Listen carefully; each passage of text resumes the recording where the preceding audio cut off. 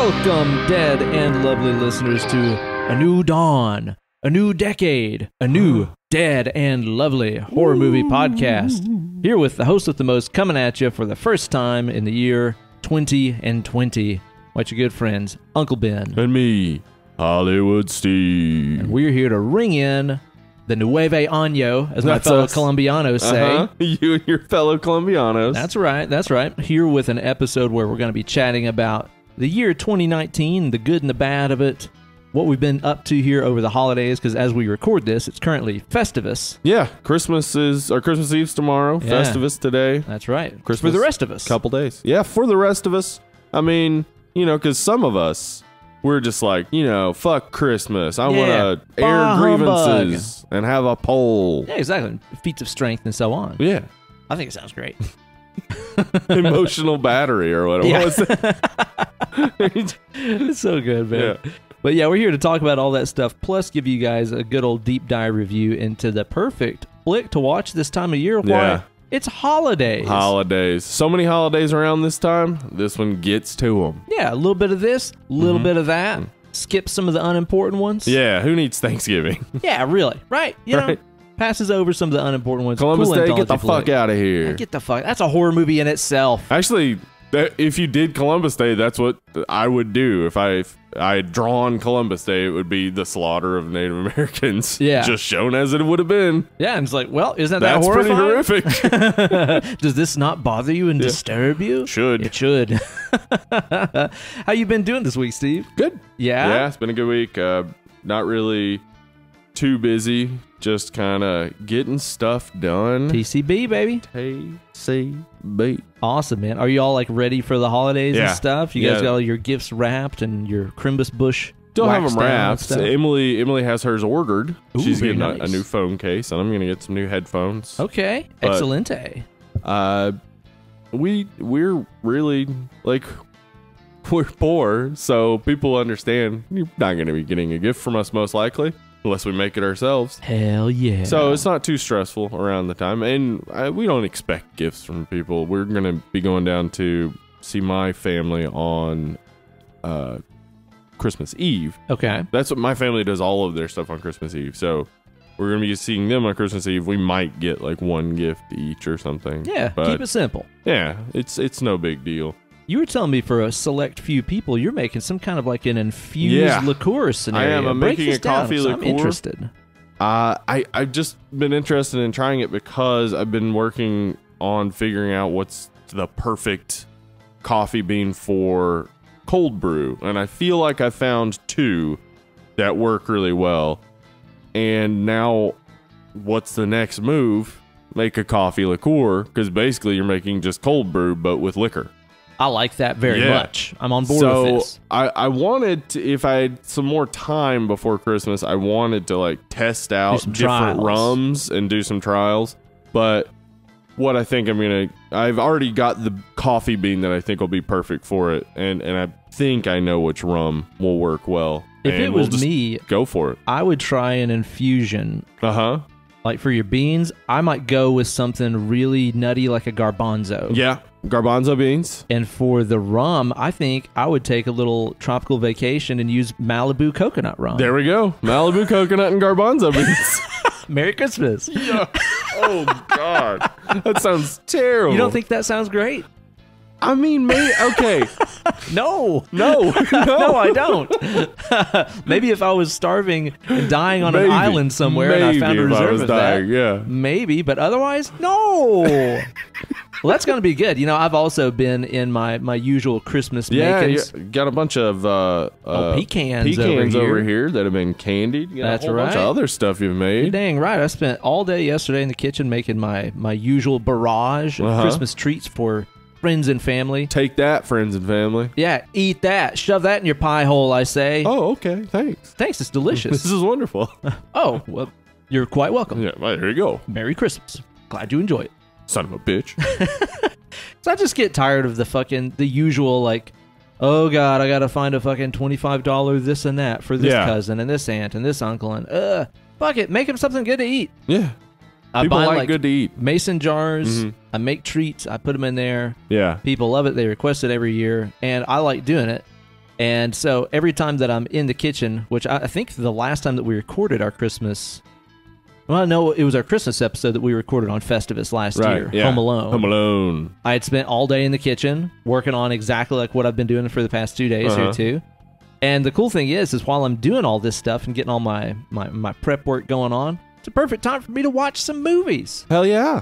So I've been watching a couple You of got to get flicks. a straight shot, actually, from your kitchen to your TV. That's pretty awesome. That's right. It works out pretty well. So as I've been getting my crafty goodness going on in the kitchen, I've been watching myself a barrage of films that I just got to watch every holiday season. Because as anybody that listens to the show the past few years know, I pretty much watch the same movies about every Christmas. Yeah. Well, it's tradition. Yeah, exactly. You don't fuck with tradition. And in my opinion, it is just not Christmas until I've seen Severus Snape start an affair against his wife. Right.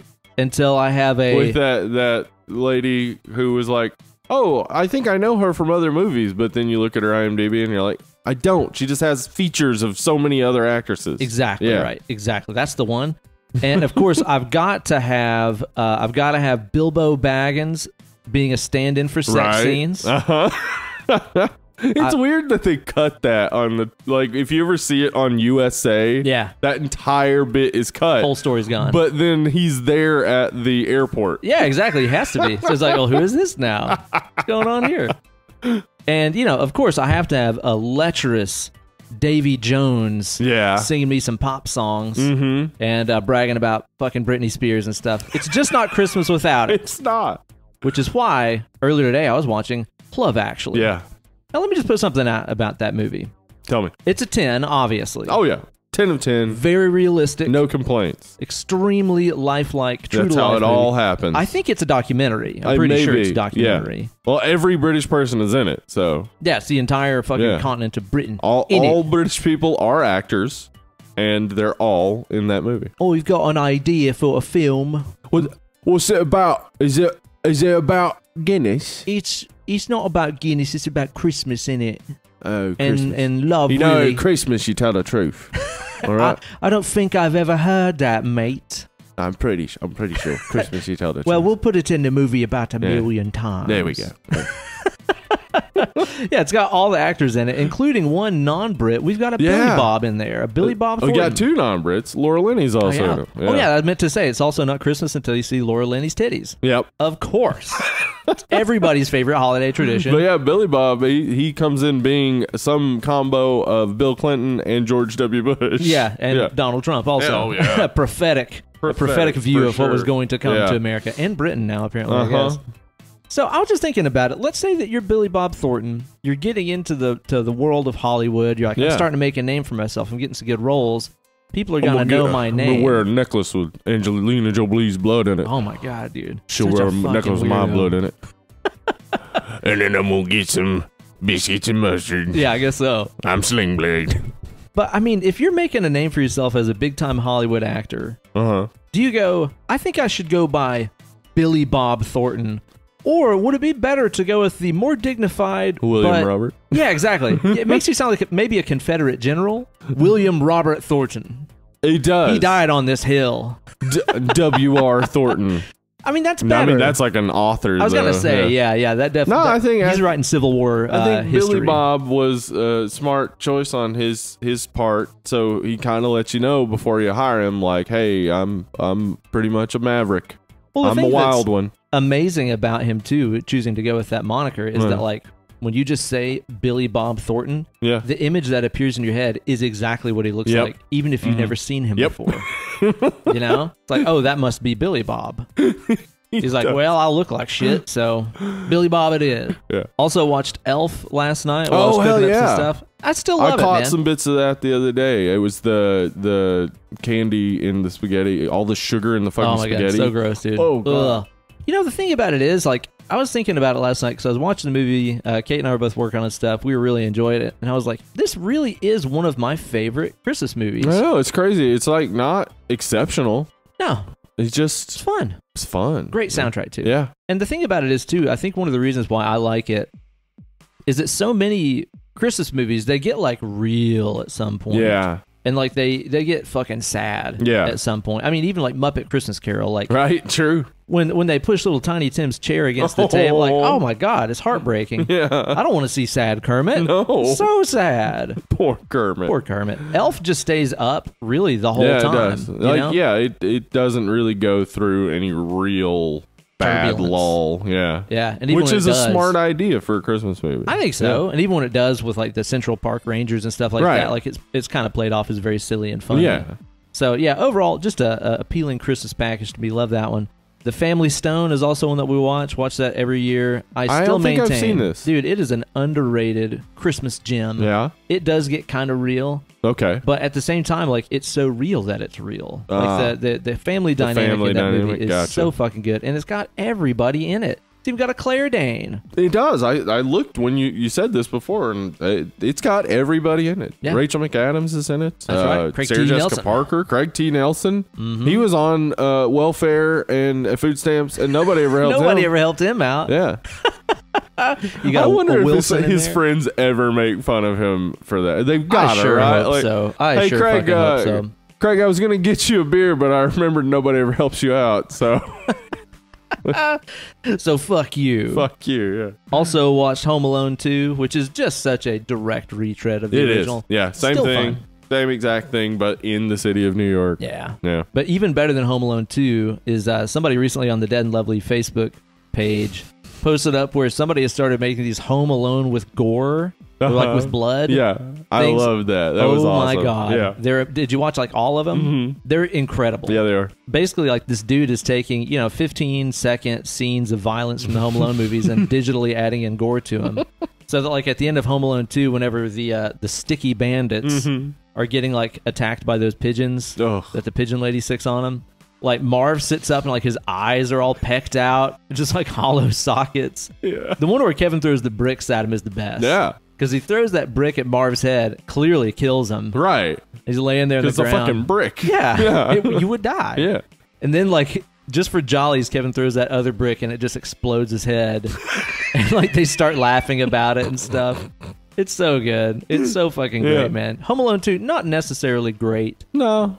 But it is a movie. It is a movie, and it's a fun Christmas time. Yeah, definitely. You got any Christmas watches in this week, Steve? Yeah, we watched on Friday night. We watched some bad Christmas horror. Well, that's not accurate. We watched one movie of bad Christmas horror, then another movie that was generally bad but had a great Christmas horror segment. I like it. What were you talking about there? Elves was the first one we watched. I don't know that one. It's terrible. It's just bad. Wait. That's not the one about like elves were like engineered by the Nazis and stuff. Yeah. Is it? It's that one. Yeah. I've heard about it and wanted to watch it forever. It's not good? It's not good. Oh, man. It's on YouTube if you want to watch it. Well, maybe I do. There you go, yeah. Well, the premise just sounded batshit insane. It is batshit insane. It's just terribly done. Just all not of it. good. Yeah. It's Well, just so bad. the Germans are trying to create a race of elf them. Nazis. The Germans. Is it like World War II era? No, it's modern era. Apparently, Okay. they failed in the 40s, and they've been continually trying as the KGB Nazis. It made no sense. Like there were just these Nazis there sometimes, and they weren't really integral to the plot. But then they show up at the end, like, "Hey, we want the elves." Okay, I got it. Because we're Nazis and stuff. It doesn't sound fantastic. It sucked. Okay, so after you guys watched that, did you guys get into something that was actually good? Not really, but it had a good segment. It's called Tales of the Third Dimension. Okay, I don't know this one. It's a horror anthology. It's supposed to be in 3D, so there's a lot of cheesy shit going on the screen. Yeah. There's like a skeleton who basically is the crypt keeper, but like poorly made, and you can see the wires moving everything. Sounds great. And it's just his mouth just repetitively moves and his finger just points at the camera over and over. And then there are birds that were like these vultures that were the Three Stooges and Laurel and Hardy, and they would make really bad jokes. And then they would kick to a segment of the anthology, and first one wasn't too bad. Basically, some vampires adopted a werewolf. I love how that sounds. That It was sounds weird. great. It was funny though. And then the middle of the movie, just none of it stuck with me. It was so boring. But the last segment was a Christmas segment, and it was basically this grandma trying to kill her kids in like a wacky Roadrunner type. It's like it's so cartoonish, and the kids were good actors, and the grandma is a good actor. So it like, isn't this just The Visit by M. Night Shyamalan? Kind of, but from the 80s. Oh shit! This is an 80s thing. But yeah, it was actually really good. I enjoyed it. It was funny. So it was a good way to end the night. No doubt, man. And it seems like a good way to end the holiday season. It's been a very fast-paced, hectic Crimbus season for us. I mean, we had Thanksgiving so late in the month, and then there was so much to do and all that jazz. Like, I haven't really had time to catch a breath this Christmas season here, but I'm enjoying taking this whole week off of work. I've wanted to take like a week of Christmas off for vacation for like years, but just never felt financially comfortable doing that, so I never have. But this is the first time that I feel like, you know what, I can actually take some time off. Well, I mean, you're setting on a pile of gold currently. It's therapeutic for my lower back, thank you. Is it? Yeah, exactly. Okay. Yeah, it forms to the spine. Did you get this information from Scrooge McDuck? Scrooge McDuck is my chiropractor. Okay. Scrooge McDuck, and Smog were all hanging out. Yeah, we were all just chilling. Yeah. Talking about how much we love Smaug. gold. Yeah, Smaug. Get it right or pay the price, mister. But yeah, hopefully we have ourselves a great holiday season. Like you said, we got the whole Christmas shenanigans starting up here in the next few days. I hope all of our listeners also had themselves an enjoyable holiday and are planning on having themselves a safe and happy New Year. Well, by this point, they've already had it. They've already had it. Yeah, or they didn't have it. R.I.P. Ooh. Damn. Or you're just in a different time zone. Oh, shit. Yeah. Depressing fact. Someone who normally listens to our podcast might be dead by the time this comes out. No, don't drink and drive. You got any thoughts about looking back on 2019 and how that thing treated you? How about while you ponder, I crack us open a co-beer? Hell yeah. You want to open up a co-beer here? Open up a co-beer. How about we open up a Bell's official Hazy India Pale Ale? This is not that bootleg. No, this is that official. This is some of that real. Yeah. I want to say me some unofficial, see what that's about. Now, I received this beer just the other day. It was just the other day. Yeah. John Mellencamp. Whenever we did our Friends Beer Exchange. Which This is several years we've done this now. My favorite part of the Christmas celebration, gift-giving side of things. Everybody, quit buying your friends gifts and shit. Just get together, everybody bring a sixer, and everybody put together a sixer of whatever everybody brought. Yeah. That's the best fucking fun time. Gift exchange you can do right there. I look forward to trying this. It smells very pineapple-y, even though it's like a foot away from my face. I smell what the bells are cooking. Oh, yeah? The bells! The bells! The bells! Quasimodo just wanted to get fucked up. He really did. He wanted to get a pull. He was getting a pull of those bells. Getting a pull of those bells, I guess. You're right. Get a pull. This does smell very nice, and I enjoy a Bell's. The Bell's Two Hearted is a fantastic, widely available beer. You can get that stuff everywhere. That's just like a real good IPA. Just no bones about it. Yep. Just kind of piney, citrusy, and very easy to drink. Not too heavy, not too sweet. It's got a little bit of a lingering taste on the palate afterwards. It's a 6.4%er.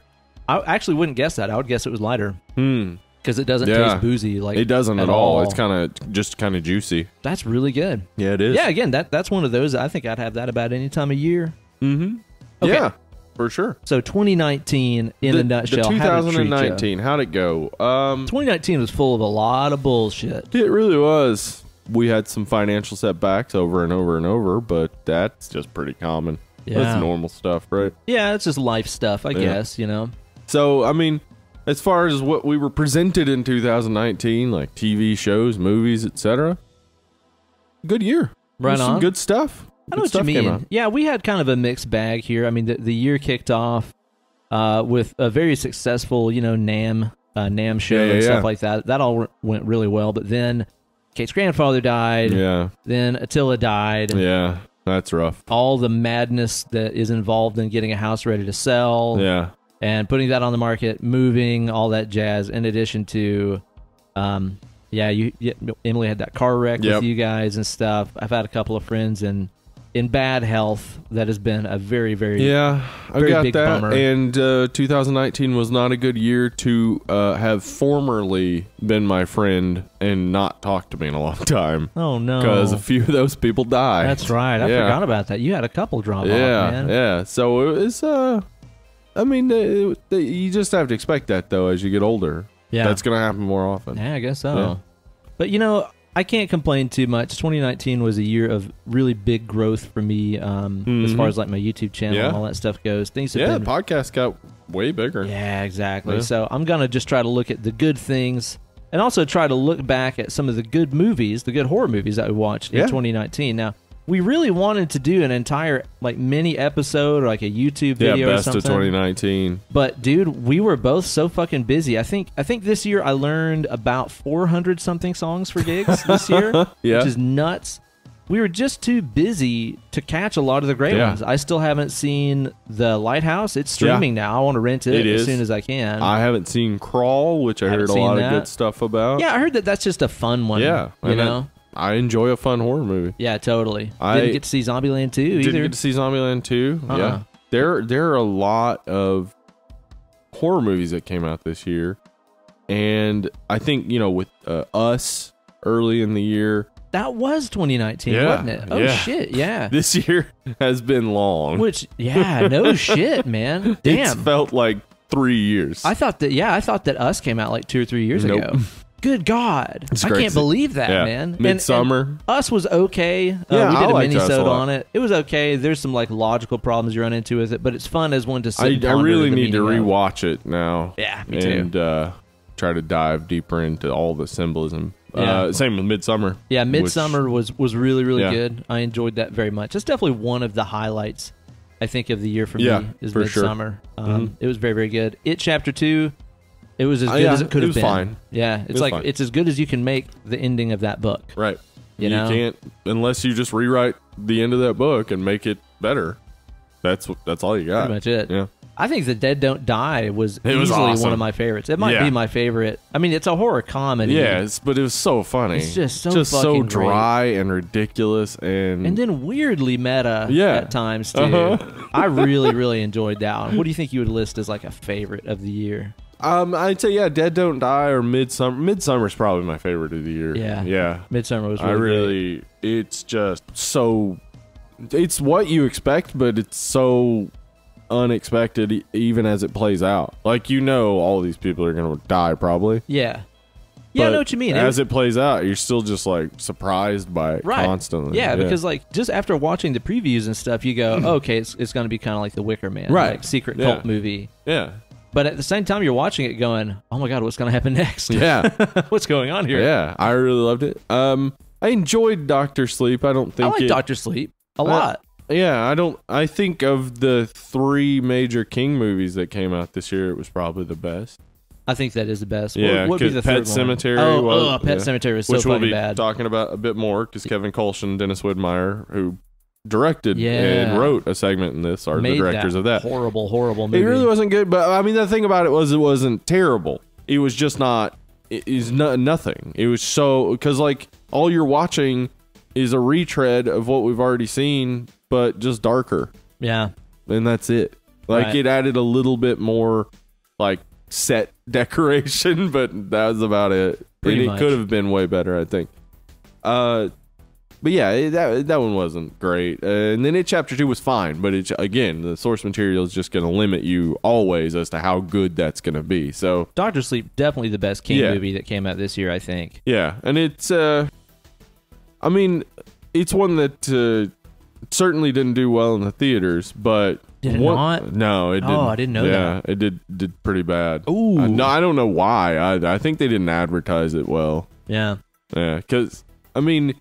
To just rely on, everybody loves The Shining is like, well, The Shining came out in 1980. That was like 40 years ago. Yeah, really. So people that you think love The Shining are also adults now, don't really go to the theater as often as kids do. There might be that. You're going to have to advertise it more and get the kids interested in like, what the hell is The Shining even? Yeah.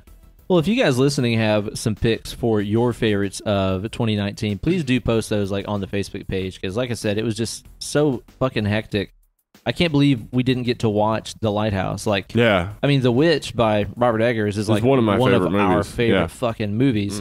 And so whenever I was seeing The Lighthouse being advertised, I was like, oh my God, my ass is going to be in a seat opening night. Yeah. But then that was like right in the heart of when we were fucking moving and packing and all that jazz, and it just did not happen. Yeah, we had planned originally to do a mini-sode, but it was just right in the middle of all that chaos. It just wasn't going to work. Wasn't going to happen. Yeah. But yeah, we'll watch that on streaming here soon enough and do a full review. But yeah, y'all let us know about your favorites for the year of 2019. Yeah, I'd love to hear, because like the beautiful thing about horror is that there's so many indie horror movies. Oh, you can't see them so all. many movies came out this year that I definitely don't even know about. So please let us know. Yeah, I know I'm forgetting a bunch that I watched that I definitely really enjoyed, I'm a bad horror movie podcast host. I don't really keep up with horror news. Unless somebody posts it on the Facebook page. Yeah.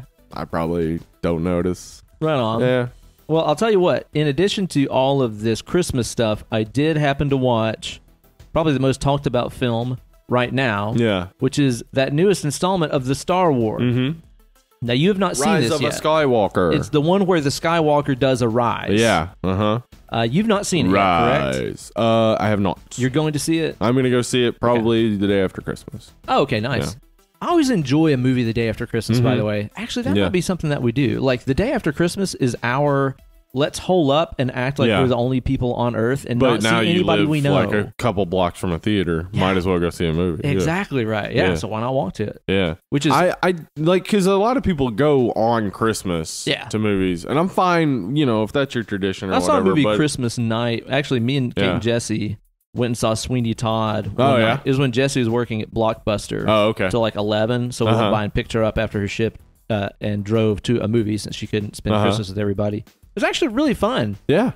Just cutting out and being like, hey, we're going to go do this thing on our own. So, it was nice. I think the tradition should be day after Christmas. Day after Christmas. I mean, because it is a day that people are all going, like, to return gifts and shit. You got to be a lunatic. Dude, I have never been so desperate. Go to a theater and relax. Dude, have you ever been so desperate to fucking get this scarf out of your house that you go to goddamn Walmart or the mall the day after Christmas? No. Who are these fucking people? Wait at least a week. I just have to get this out of my fucking house. I can't stand it. I can't even look at it. I got to go return it as soon as Walmart fucking opens. Well, I was going to give there are two types of people in this world, but that's like the dumbest. Can you turn it into you might be a redneck instead? Right.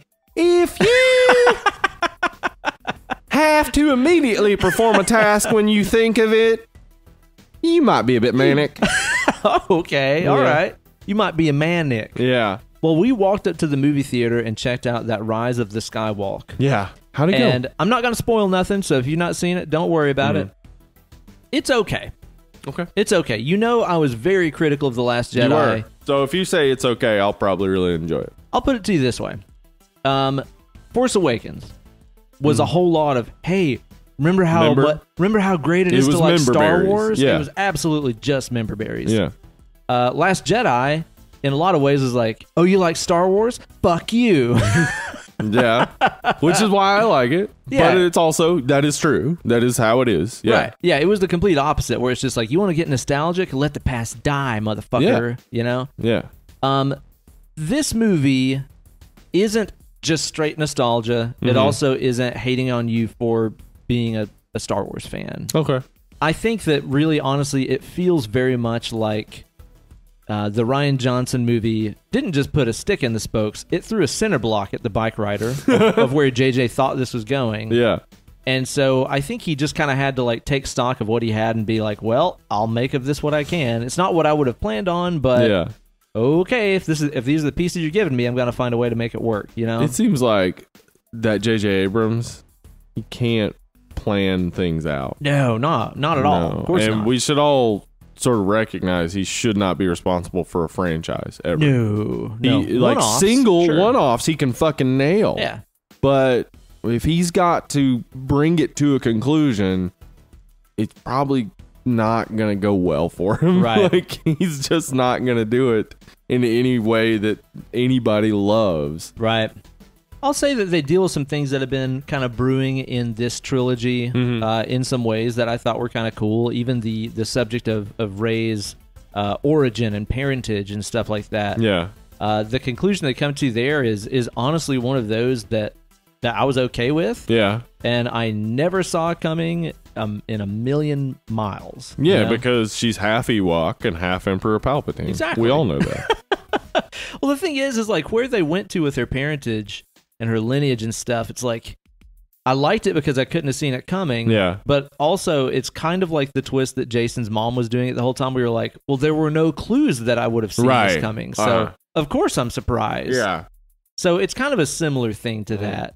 I'll watch it again, though. Like, I didn't leave the theater as immediately, like, nostalgically happy as I was with Force Awakens. Right. And then looking back going, wait, that was just the same movie as New Hope. It really was. Nor did I leave just feeling kind of offended like I did after Last Jedi. So, I don't know. But, honestly, I think the thing that we're seeing with the Star Wars universe is, like, based on the popularity of how many people love Rogue One and Mandalorian. Which both of those, I mean, the last, 5 minutes of Rogue One are definitely... then we get some Darth Vader. Yeah, exactly. But before that, these are new people we've never even really heard of. Exactly. We just know that they got the plans. Yep.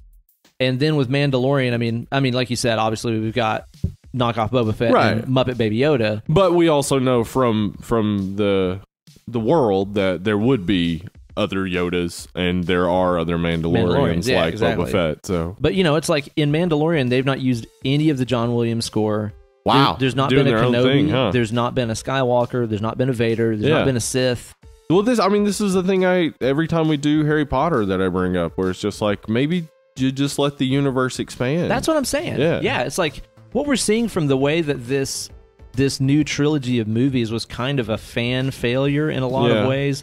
But yet just like the first new trilogy, like when they went back and made the first three, it's just like it's always going to kind of fail because the heart of the story has been told, and that's what people love, and they don't really need to know everything around it. No, not really. Yeah. But what we're seeing is that these spin-off things can exist on their own without the need for nostalgia or just being like, hey, remember when whatever. Well, and this is a genius move by the universe by Disney. Yep. Because it means they can make more movies. Well, it also means too they can make more series and keep that Disney Plus subscription going from fucking everybody. Exactly. Yeah. They know what they're doing. They know how to make money, dude. Yeah, they do know how to make money. And I understand people are, because they capitulate so quickly to like Chinese government and stuff. It sucks that they have all the IPs, but they also handle them really well, I think. So I'm cool with them handling all the Marvel and Star Wars stuff. It's fine with me. They're doing good with it. And if they want to keep doing expanded universe stuff, it would be so interesting. I'm fine with it, dude. I mean, dip into...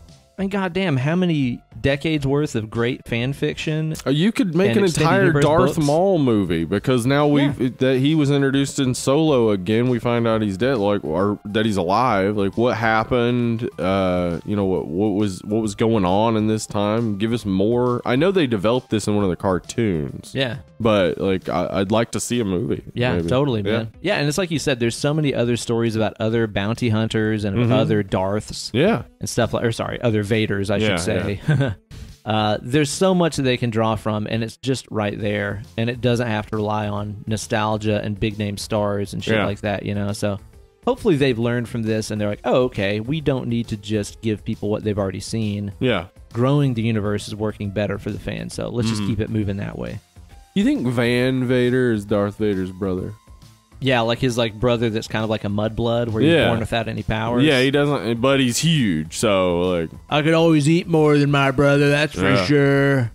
Used to steal his food at the dinner table all the time. I just imagine, I'm imagining now Big Van Vader power bombing Darth Vader through a table. Anakin being like, no, stop it. Not on the sand. I hate sand. I hate it. Oh, and I will say too, and again, this isn't like spoiler turf at all. One of the best things for a horror fan about Rise of the Skywalker, there's some scenes on this like Sith planet that, honest to God, I think that they brought like Clive Barker in to direct. Awesome. I mean, some of the set design and the shots and stuff, and even some of the character design, you'll know exactly what I'm talking about when you see it. Okay. You'll be like, oh, Clive Barker did this. Right. Like, That's it really gets cool. fucking metal, dude. Yeah. Which the Star Wars universe could. That's the thing. Let it get metal. Yeah, let it do that. Do that. You got your Star Wars Western. Maybe you do Star Wars like dark metal horror series. Totally. Like, why not? I mean, the horrors that occur in the Star Wars universe are horrific. I think if you had a bunch of Siths on Hoth, which, by the way, that's not fun to say. Sits on Hoth. That's basically every like black metal music video ever. Yes, it is. You know? Dudes in corpse paint in the snow. With like all kinds of gauntlets and shit like that in the snow. They're already dressed all in black anyway. Yeah, make it happen. Fuck yes. I'd watch that. Give me that Sith metal band. Yeah. Dude. Call it the Knights of Ren. Boom. There you go. I'm on board. Yeah. I'm very on board. So overall, movie was okay. After you see it, we'll sit here and pick apart the million complaints that I have about it. Oh, yeah. But I will say probably the most original of the three. Oh, cool. So go see it. All right. I will. Yep. Sweet. Okay, I think you also said that you'd been watching yourself some American Horror Story, right? Oh, yeah. How's that going? Okay, so American Horror Story, I love the first 2 seasons of American Horror Story, and I actually really enjoyed Coven, too. I thought it was really funny and wacky. Coven. And silly, yeah. But I got tripped up at the circus season. Yeah. It just bored me. I just couldn't watch get some it. of it. I'd come home and she'd be watching it, and I'd just sit down on episodes and be like, doesn't seem like a lot's happening. Yeah, it was just too boring. Yeah. So I kind of had given up on it, and then I'd heard bad things about the season after that, so like I wasn't interested.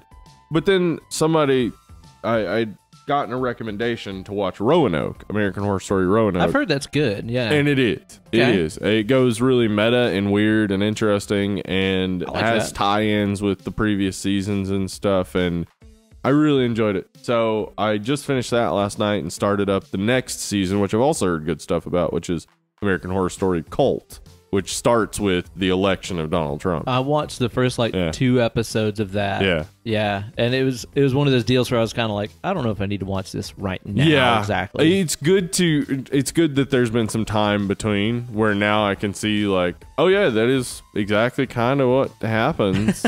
Yeah.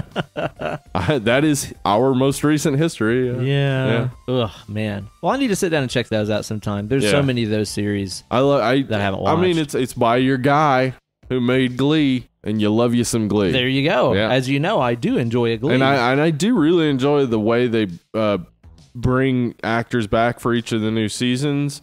But then also, like, in this one, in Roanoke, Sarah Paulson plays a character in the season, but she also plays a character she played from a former season. Weird. Okay. Yeah. That's pretty cool. Yeah, it's real interesting to see how they work that out. Like, yeah. Sounds intrigued, man. Yeah. Sounds intrigued.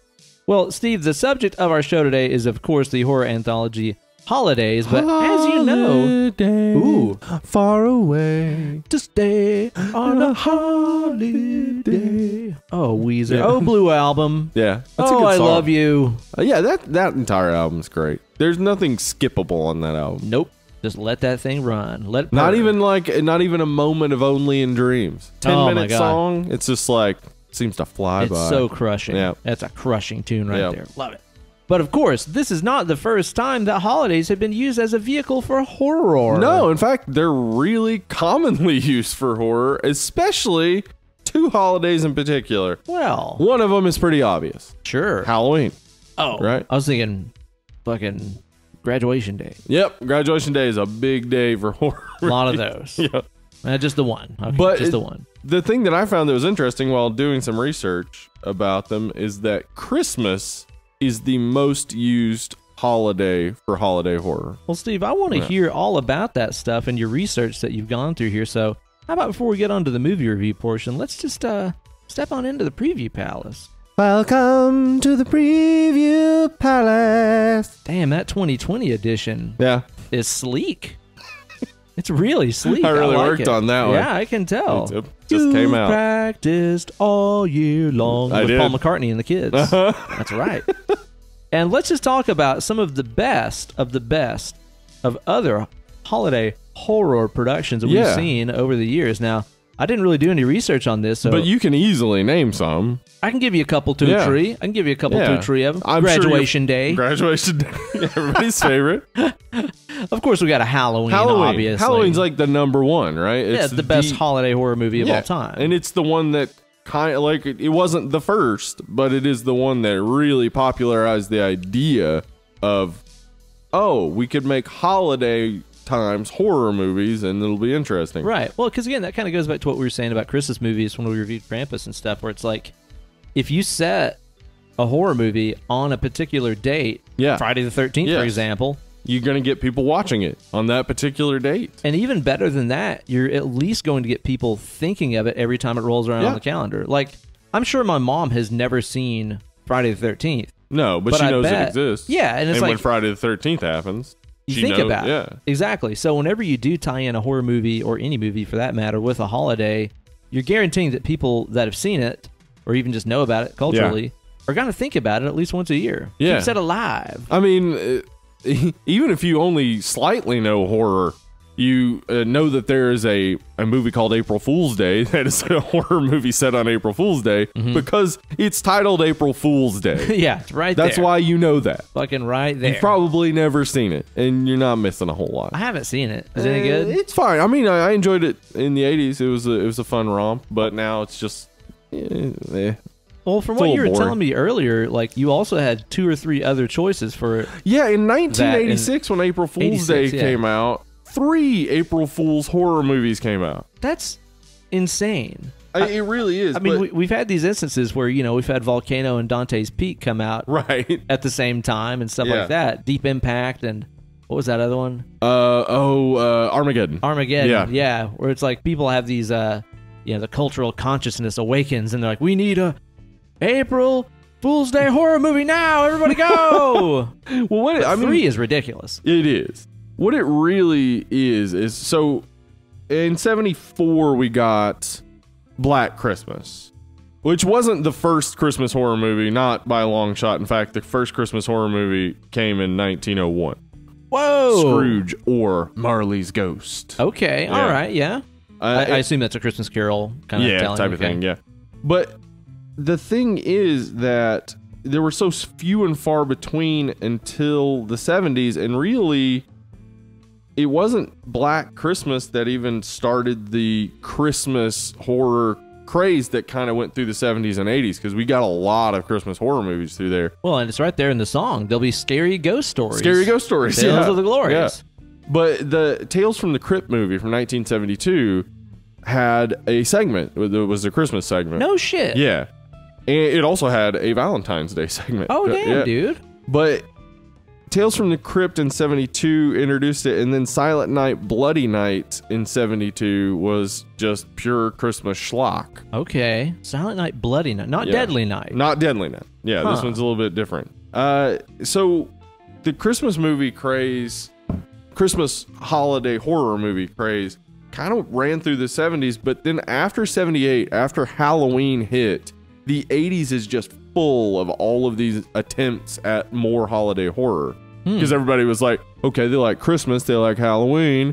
What about April Fool's Day, for instance? Or New Year's Eve. New Year's Eve became a pretty common one. New Year's Evil in 1980. Oh, New Year's Evil. I've heard of that one. Okay. Yeah. Not seen it, though. My Bloody Valentine in 81. Valentine, yeah. And then the 3D one that came out in, what, mid-2000s? Yeah. The remake of it. I recall it being decent. Yeah, it's decent. Yeah.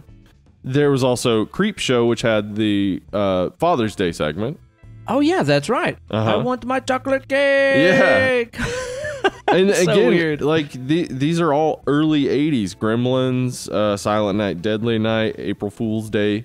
The 3 April Fool's movies, by the way, that all came out in 86 are April Fool's Day, Killer Party, and Slaughter High. The only one that sticks in my mind is April Fool's Day because it's titled the name of the day it's set on. And like, the other filmmakers were so pissed. Because they wanted to name it that. Of course they did. Yeah. Killer Party. I don't know that one, but I'm sure I would love it. It's a Canadian one, so it might be pretty fun. Okay. Those early 80s Canadian horror movies are really interesting, I think. Has there ever been a Canadian horror movie where there's like the killer is like a hockey player that like slashes people with his ice skate or anything like that? Is that a thing? I imagine. It's not one I recognize, but it sounds like something that it needs to happen. It's like blood on the ice or something like that. That needs to happen. Yeah, it does. Or maybe there's also another scene where he like waterboards somebody with syrup. What do you think about that? But as he's doing it, he's like, all right, sorry. Sorry. But actually, he's apologizing. Let me tell you what this is all about. He's apologizing to the maple syrup because he feels bad for wasting it. Yeah, he's wasting wonderful and amazing Canadian maple syrup. Yeah. Mm-hmm. He should feel bad about that. Also in the 80s, we had Blood Rage. Which is the best Thanksgiving. Thanksgiving. Oh, my God. Yeah. Have you seen that? No. Oh, my God, dude. It came on... That's not cranberry sauce. I think it came on like a Joe Bob stream one time, but I was too drunk by that point. Dude, it's so fucking stupid. It is Halloween. It is exactly Halloween. But set during Thanksgiving. But set at Thanksgiving. And also, it sucks. I bet. And it's great. And it sucks. Maniac Cop, which is one that we watched on a Friday night, that was surprisingly better than we were expecting it to be. But it's set around St. Patrick's Day. Oh, really? Yeah. I didn't know that. The 80s was just full of all these Leprechaun. attempts. Yeah, Leprechaun later. I don't think the first Leprechaun actually was set at St. Patrick's Day, but I know the future, like, at least a few installments were, for sure. To. Yeah, you have to. Yeah. So, what's interesting to me is that looking through a list of all the holiday horror that's ever been done, this movie, Holidays, is the first one to just try to cover all of them. Surely there's been like a killer Easter bunny movie or something like that. I would imagine, right? That seems like easy. An easy go-to, just like, because like all you gotta do, like anytime have you seen like the old Easter bunny costumes of like the mall terrifying. Easter bunny? Yeah. Horrifying. They're Put somebody in that and have them fucking kill kids. Yes. Done. Boom. Easter. Yeah. That's all you gotta call it. You don't even have to do anything. Call it Easter, show people getting killed, people will get the idea. That works for me, man. That works for me.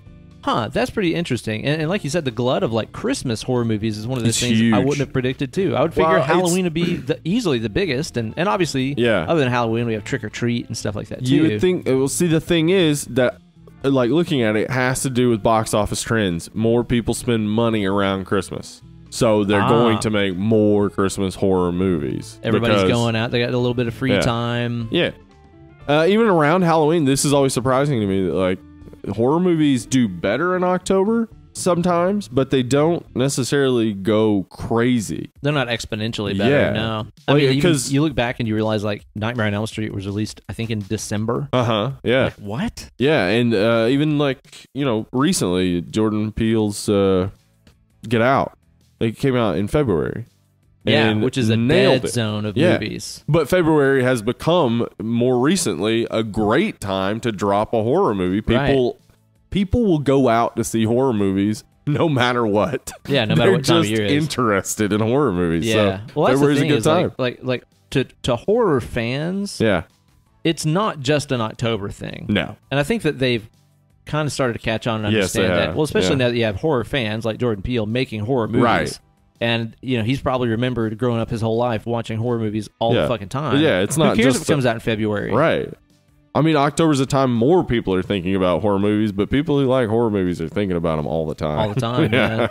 I'll tell you what, though, if they ever did try to do a full-on Easter horror movie, I would be interested in seeing that. I'd be on board, but they are going to have a hard time making it more fucked up than this movie. There's no way. My God, this dude. just not actually. This might have dropped the mic on Easter. Like, why would you even try? It's not going to get more fucked up. I mean, just unless you went in a completely different direction. Yeah, like the weird costume and maybe make it a little wacky. Yeah. But in terms of like doing a serious, fucking terrifying vision of Easter, nothing will top this. Okay, hold on. I just want to flesh out our Easter movie. Okay, trademark Dead and Lovely. Trademark Dead and Lovely, obviously. So it's a weird mall Easter bunny suit in a current mall, which is already a creepy place to shoot because current malls are like all empty and shit. Yeah, dead zones. So you have this creepy bunny going around in this mostly empty mall slaughtering people and nobody finding out because there's really nobody there. Yeah, okay. All right. This is going to work. We can make this happen.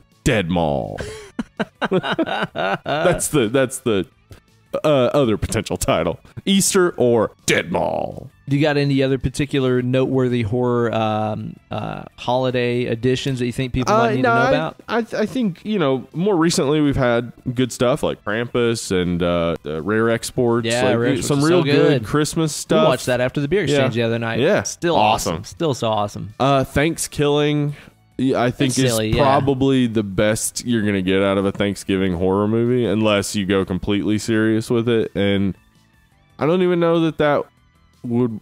I mean, maybe you could have a Thanksgiving movie where the family starts killing each other. Like, the tensions just rise and rise and rise, and then they actually start killing each other. Family drama rather than like an exterior serial killer or something like that. That could work. Yeah. That could work. And then, we had the My Bloody Valentine remake.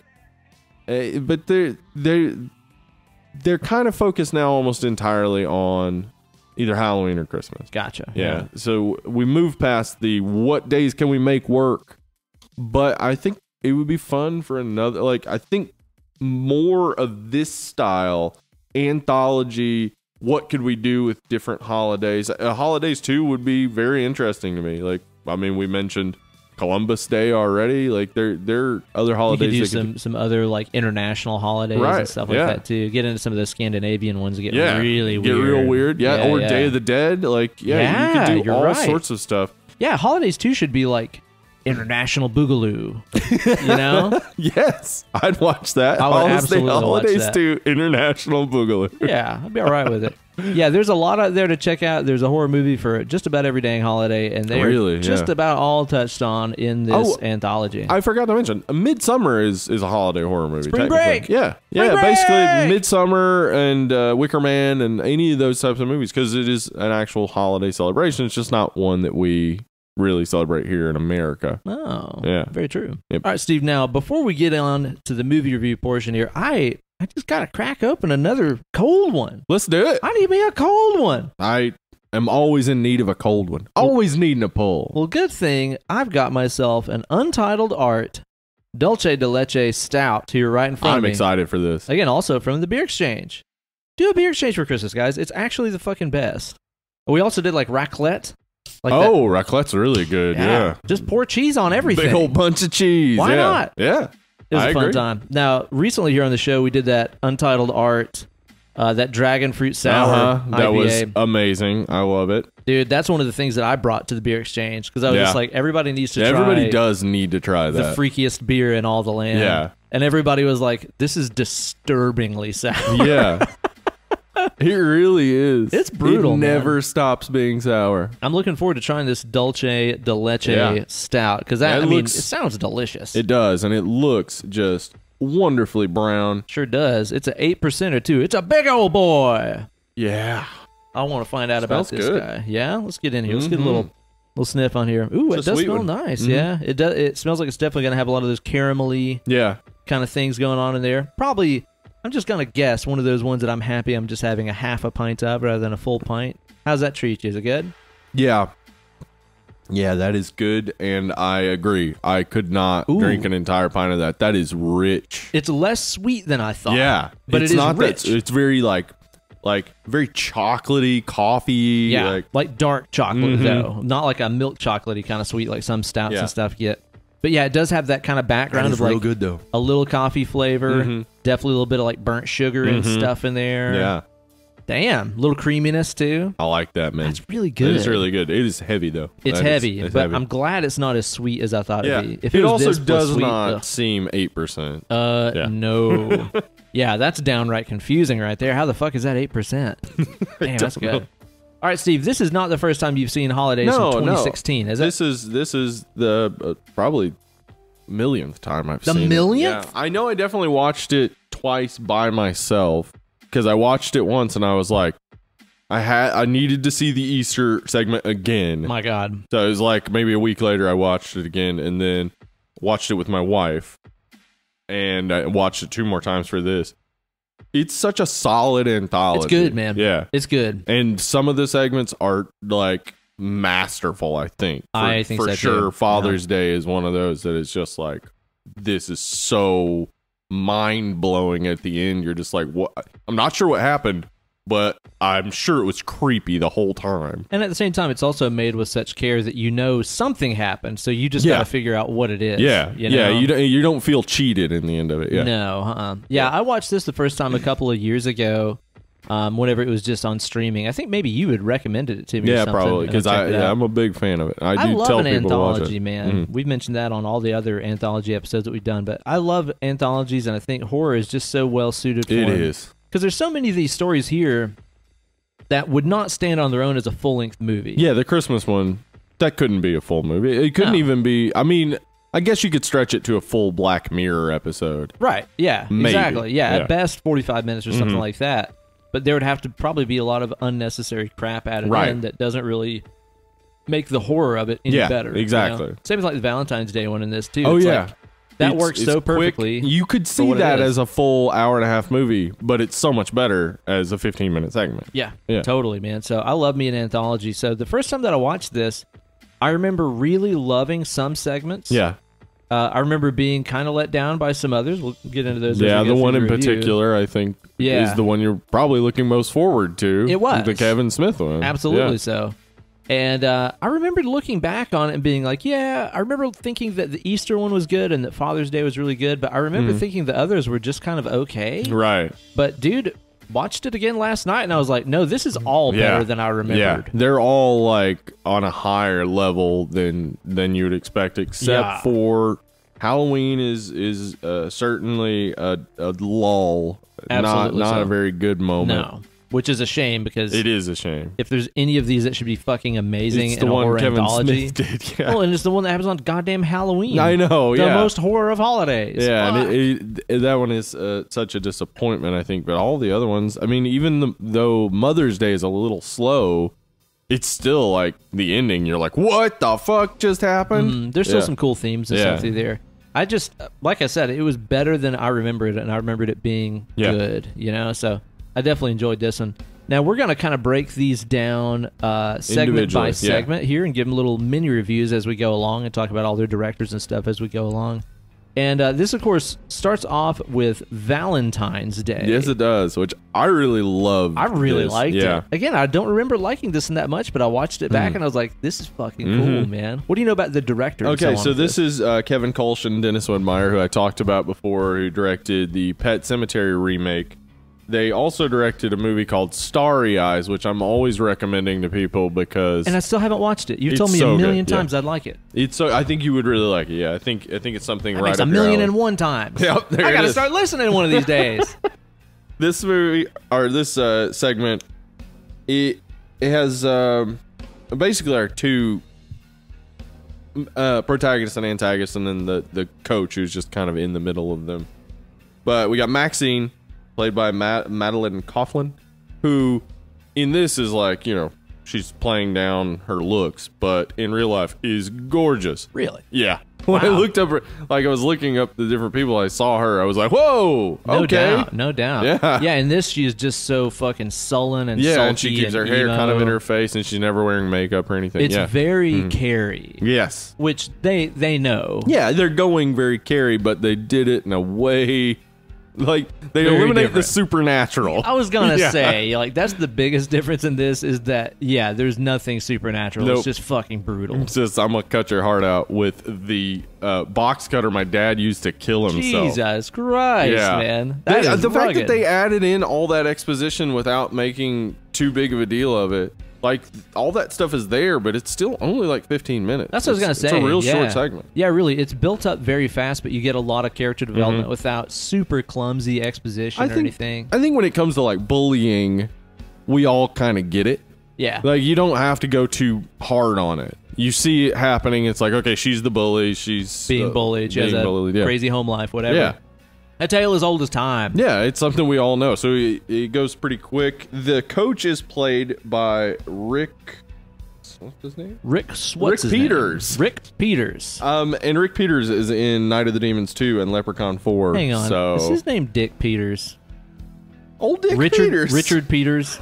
Dick Peters. Dick Peters. Bless his fucking heart, man. Dick Peters, really? Your parents could not think of something better than that? I think Richard is a cruel name at this point, right? It's gotta be. Actually, though, I have noticed a lot of people don't know that Dick is a short name for Richard anymore. I mean, I never think of Richard Harris and go, oh, Dick Harris. Dick Harris. I never really say that to myself. So, yeah. I think it kind of fell out of it because I know in the 80s growing up, having a bunch of friends named Richard and none of us knowing to make fun of them by calling them Dick. You missed out. Until we made it to like high school. Then it was like, well, by high school, if you haven't been made fun of about your name, it doesn't really matter if somebody makes fun of your name. You're just like, yeah, okay, cool, whatever. Man, I saw a thing circulating around Facebook today, and I'm sorry, this is probably a very important person to some people, but I don't know who this person is. So I read this, and I thought it was like maybe an Onion article or something. Oh, no. It's not. Apparently, like earlier today or maybe yesterday, some like really well-known like self-help guru, philosopher, spiritual healing kind of guy passed away. Tony Robbins? No. Oh. His name is spelled R-A-M-M. Mm-hmm. Last name D-A-S-S. Ram Dass. Yeah, I know him. I read that as rammed ass. First off, didn't know Ram Dass died today. R.I.P. Ram Dass. 2, that's hilarious. I just read that like rammed ass. Rammed ass? Really? R.I.P. R.I.P. Ram Dass, yeah. Okay, so this guy that plays the coach in this, he's been in some other things. Yeah, he's been in some other horror movies. But he's been in a ton of stuff. He's got a pretty long list, and he does a good job of not like. I mean, he seems truly neutral in this bully situation. Like he's not picking one girl over the other. And also he's got problems enough of his own. Exactly. Like, he's got his own issues. This motherfucker's dying. He needs a heart transplant. Yeah, so the exposition there is so good because it's like minimal, but it sets up a very complicated world where one girl's dad has killed himself. She carries around the implement he used. One guy's got a heart problem, needs a heart transplant. Like all this is coming out really quickly and establishing exactly the roles very, very easily. Clearly, and clearly. Sure.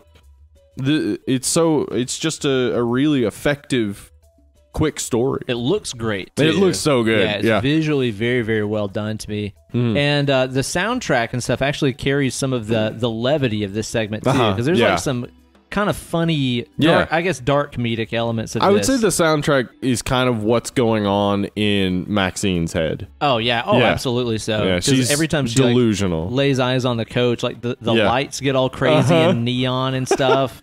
It might as well be don don don don don. Like Take My Breath Away. It's what the music sounds exactly like. Yeah.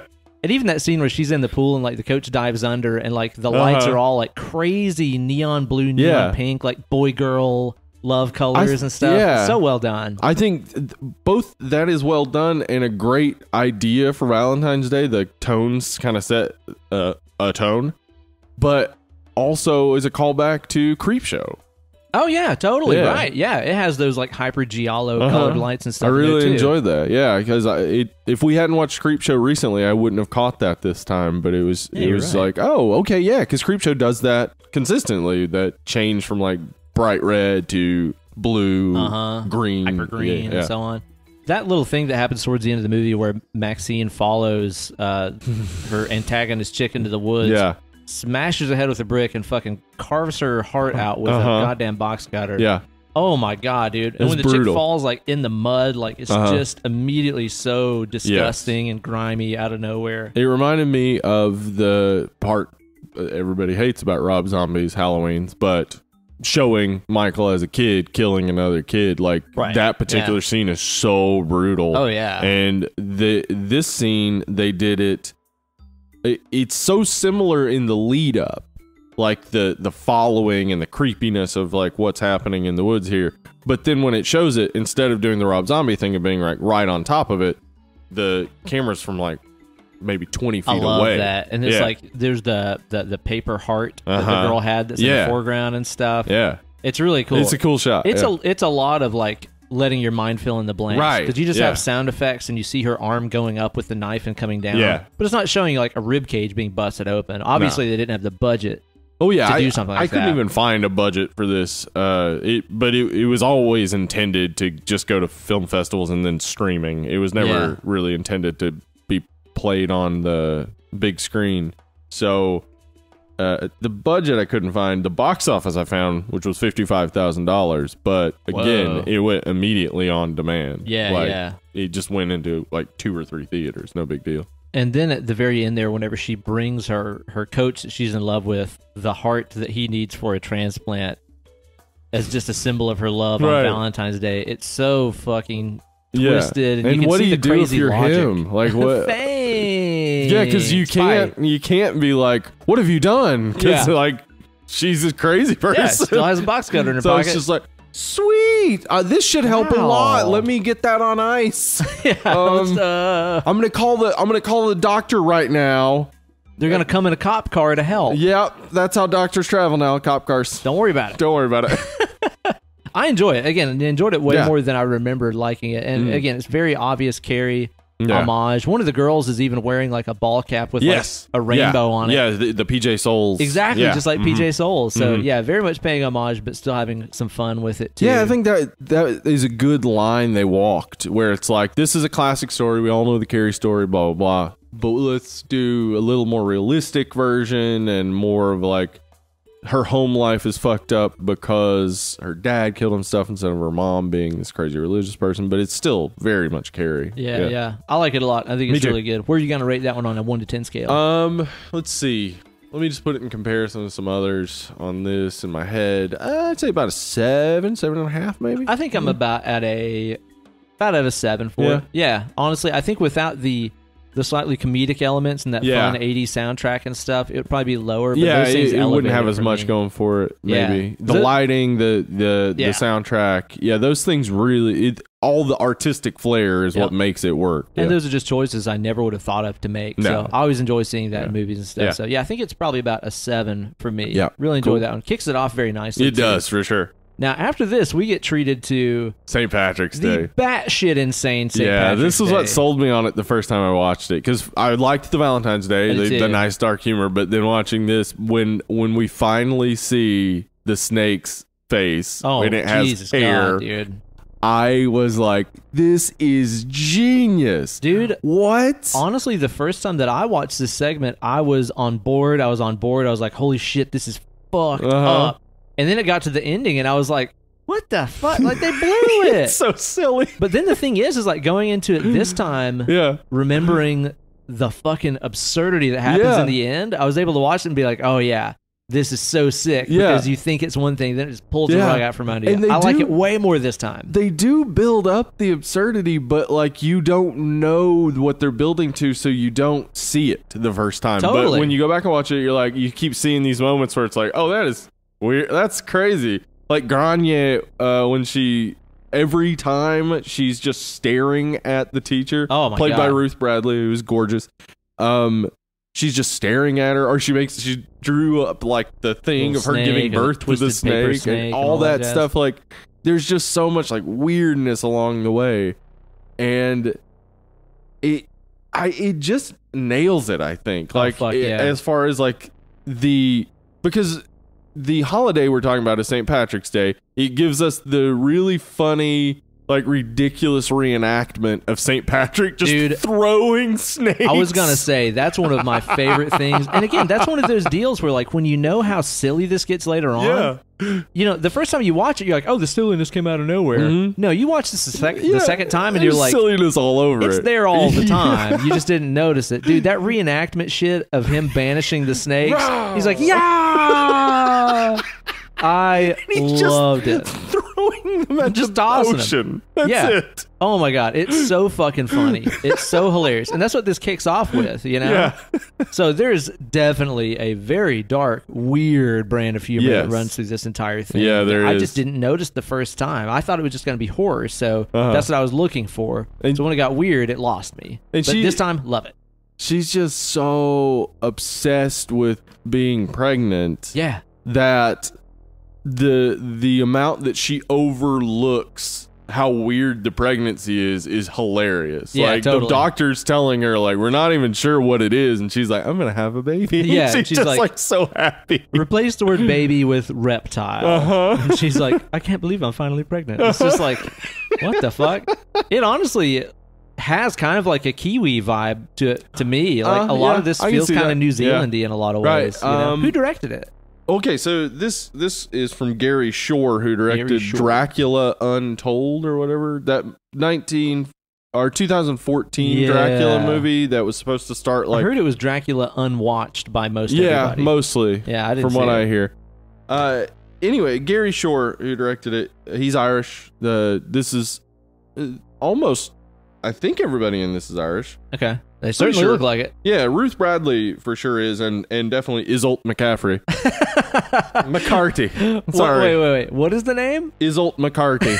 That sounds like one of those things that you say when you're like surprised. Isolt McCarthy. That's what I'm saying. Yeah. Zootalours. Yeah. It's one of those things that's just like, that's an exclamation. That's not a name. Yeah. Get real, guys. I really want to just point out that Ruth Bradley is amazing actress. She's the mom in this, right? Yeah, you can see it in this, specifically in the scene where she like is sniffing the baby clothes and like just like stretches it across her face and stuff. Real intense and weird. She's so fucking good. Yeah, but you have to. This is a movie too few people have seen.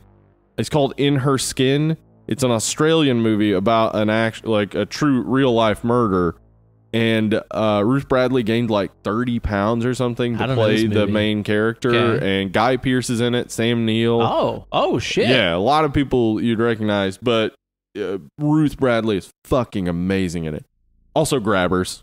You need to see Grabbers. If you haven't seen Grabbers before, it's hilarious. Yeah. It's an Irish horror movie. People got to stay fucked up. People got to stay drunk to not get eaten by the monsters. That's awesome. And it's hilarious. That's awesome. But yeah, she makes this so much because she's able to do the comedy and then also the seriousness that makes it so absurd and ridiculous. Yeah, totally, man. Yeah, you never really get the impression that this is a normal person going through this. No. Poor things. It's just like, no, she's fucking nuts. Yeah, she's got a lot of issues. With having a baby, you know? Yeah, and the look of this segment, I think, is dope. I think it looks fucking awesome. Reminds you a bit of Midsummer, I'd say. Midsummer and Wicker Man. Midsummer. It reminds me a lot of like fucking Aphex Twin music videos. Right? Yeah. Dude, all the stuff with Grania. Grania. All the parts where she's like just staring and smiling, unblinking. That's very Aphex Twin. That's fucking Aphex Twin videos. Which, dude, by the way, if you guys listening have never watched a lot of Aphex Twin videos, buckle up, buckaroos. Go check out that Rubber Johnny video. Jesus Christ, man. Watch that Come to Daddy video. And remember, it came out before The Ring by like years and years and years. Holy shit, man. All of his videos are amazing and hyper disturbing. Yeah, I would honestly like to see the guy that directed this do some music videos. Yeah, I could see that. It would absolutely work for me. Yeah. And it's absurdly weird. It's absurdly strange. It's like obviously supposed to be funny. I mean, the thing that impregnates her with this gigantic snake that she's pregnant with for over a year appears to her in the form of Danny Zuko from Grease. Dude.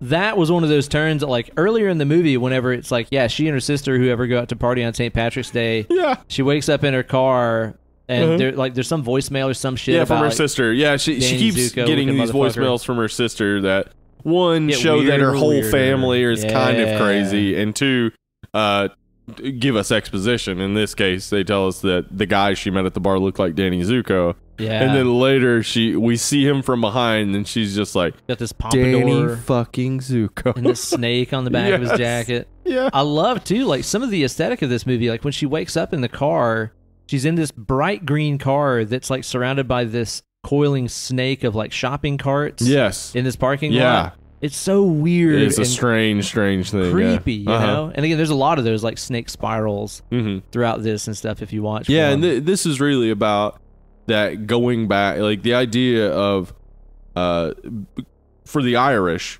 going back to the pre-Anglicanization, the Christianization, and totally. like going back to the period before when they were just Ireland. They were their own place in their own ways, and they did their things their way. Yeah, because honestly, the whole myth about St. Patrick driving the snakes out of Ireland and stuff like this, it was just meaning to say they crushed paganism. Yeah, they came in and killed people and destroyed their cultures. Yeah, well, the snake being the symbol of evil and Christendom and so on. Yeah. All that it really is about crushing their native beliefs and religions and practices. That's all that myth is about. It's one of those things that has gone too long without being questioned. I mean, Ireland has been questioning it, obviously, for well over a century, but most of the world just looks at Ireland and they go, oh, yeah, there's Catholics. And it's like, no. They were forced. Oh, that's the thing. It's like, Catholics. In the grand scheme of history, recent development to Catholicism. Mm-hmm. For most of their existence, very pagans. Very, very pagan. Yeah, so I think that this is a real interest. Like, it has a very actually Irish perspective of like this is what we want and who we are as a people, and what I assume Gary Shore is saying what I would like to see is a return to paganism, a return to our old traditions. Bring the snakes back to Ireland. I mean, basically the snake we see at the end is Irish Jesus. And let's look at it this way too, in terms of what you're saying about the snakes representing the paganism, taking back over the Christendom and so on. At the very end of this segment, whenever we get Grania back at school, her new teacher's a fucking nun. Yeah. Could it be more explicit? Exactly. That this is about retaking Ireland from Christendom. Yeah. You know, take this fucking one down. Awesome. Yeah. Yeah. It's like, how about St. Patrick's Day is about the defeat of St. Patrick, not the celebration of him banishing the pagan things, but the celebration of taking their old ways back. I think that's what this is all about. I think it's really what it's getting to. And that makes, I mean, the fact is that this is both absurdly funny, introduces a real interesting horror aspect, and has a real message to it. Totally, right? It's a real fucking good segment. And it's funny, yeah. Weirdly fucked up funny. Dude, at the very end, whenever you see that goddamn snake, and it looks so happy and stupid, and it has a pompadour. The snake has a pompadour. Like its dad. What the fuck is going on here, man? Oh, it's so fucking weird. Oh, and also, too, man, you know, you were saying that the directors of some of this are the guys that did that Pet Cemetery bullshit. Yeah, that was for the Valentine's Day segment. Gee, I wonder if they stole the people in the field with the animal masks from this shit. Because the St. Patrick's Day segment totally did this very well. Yeah. And it was super creepy. The new Pet Cemetery just did it in some bullshit, stupid way. It wasn't. You know that was an influence. It had to have been. It had to have been, dude. Because like even the type of masks and stuff like that are so similar. Very similar. To what we saw in Pet Cemetery. I think they ripped this off, personally.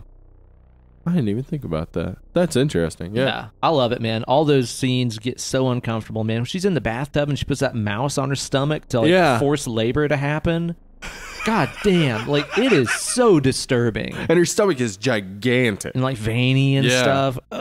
Dude. It's so crazy. Yeah, man. Yeah, I love this segment. I love this segment. I think this is like a 9 out of 10 for me. Yeah, I was going to say 9. That's exactly it. It's just so absurdly weird and could have gone in so many directions. And they went really could have. So many places that I never would have predicted. I love it. It keeps you on your toes and has a lot of laughs to it. So yeah. So good setup for fucking Easter. Good setup for Easter because this is so weird. But it's like, I mean, we were talking about it before.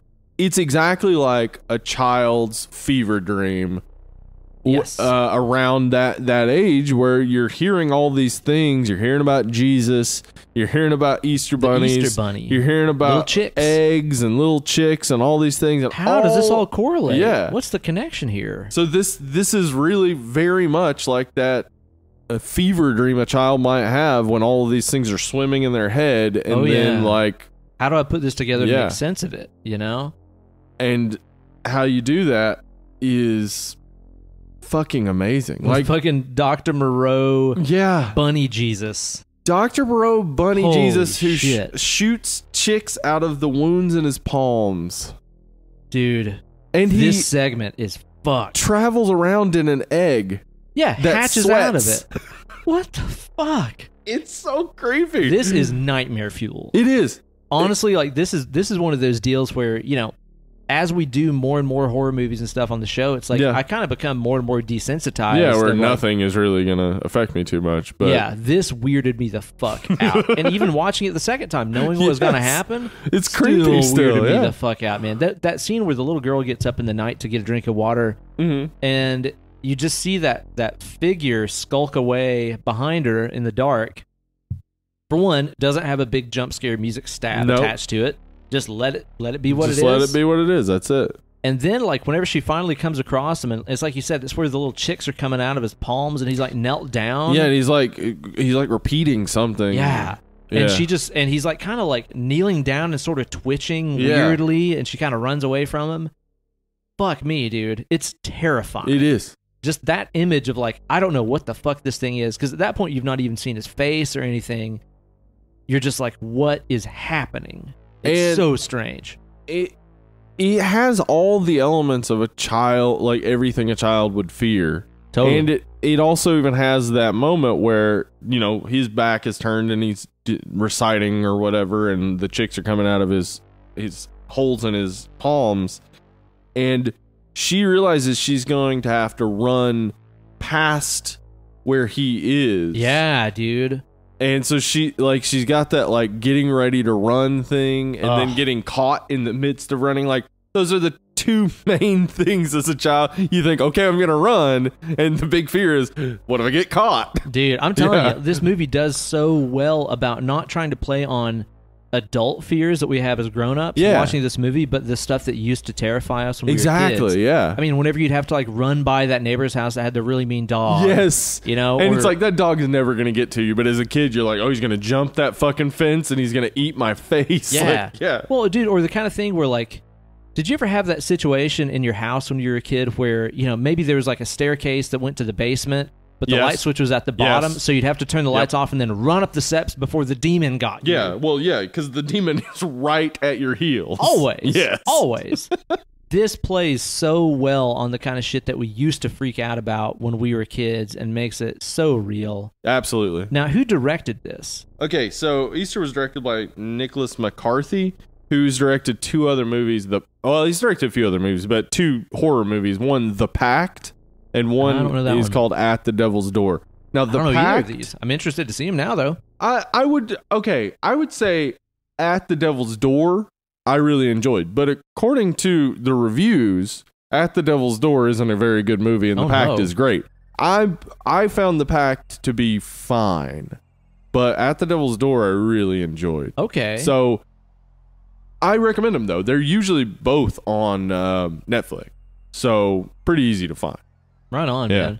Yeah, this movie does so well with, like you said, tying up those things that always terrified me as a kid about religion and Jesus and the resurrection myth. And, you know, I grew up super religious and stuff, and I remember, you know, there were some of those depictions of Jesus where he's hanging there on the cross with his side cut open, he's got holes in his hand and a crown of thorns and stuff, and being like, how does this relate to me getting marshmallow peeps exactly?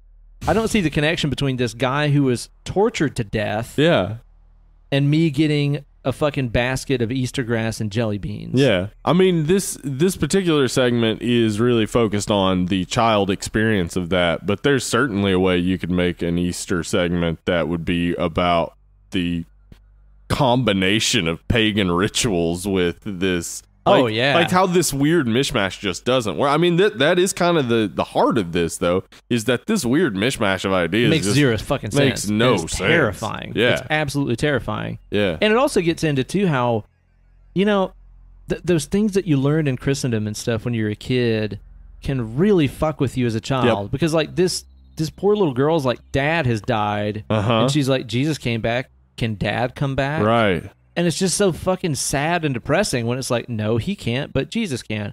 But why? Right. I mean, it really gets in there with like the stuff about religion that really freaked me out as a kid. And the one thing that religion always has working for it, basically, as a child, what you're always asking of Christians is, are we there yet? And what they're basically always saying is soon. Yeah. Almost. And like what you learn as an adult is they have no intention of going anywhere. Like they're just using this as a ruse so they can get away with doing whatever they want and say they're good people. But what is also happening?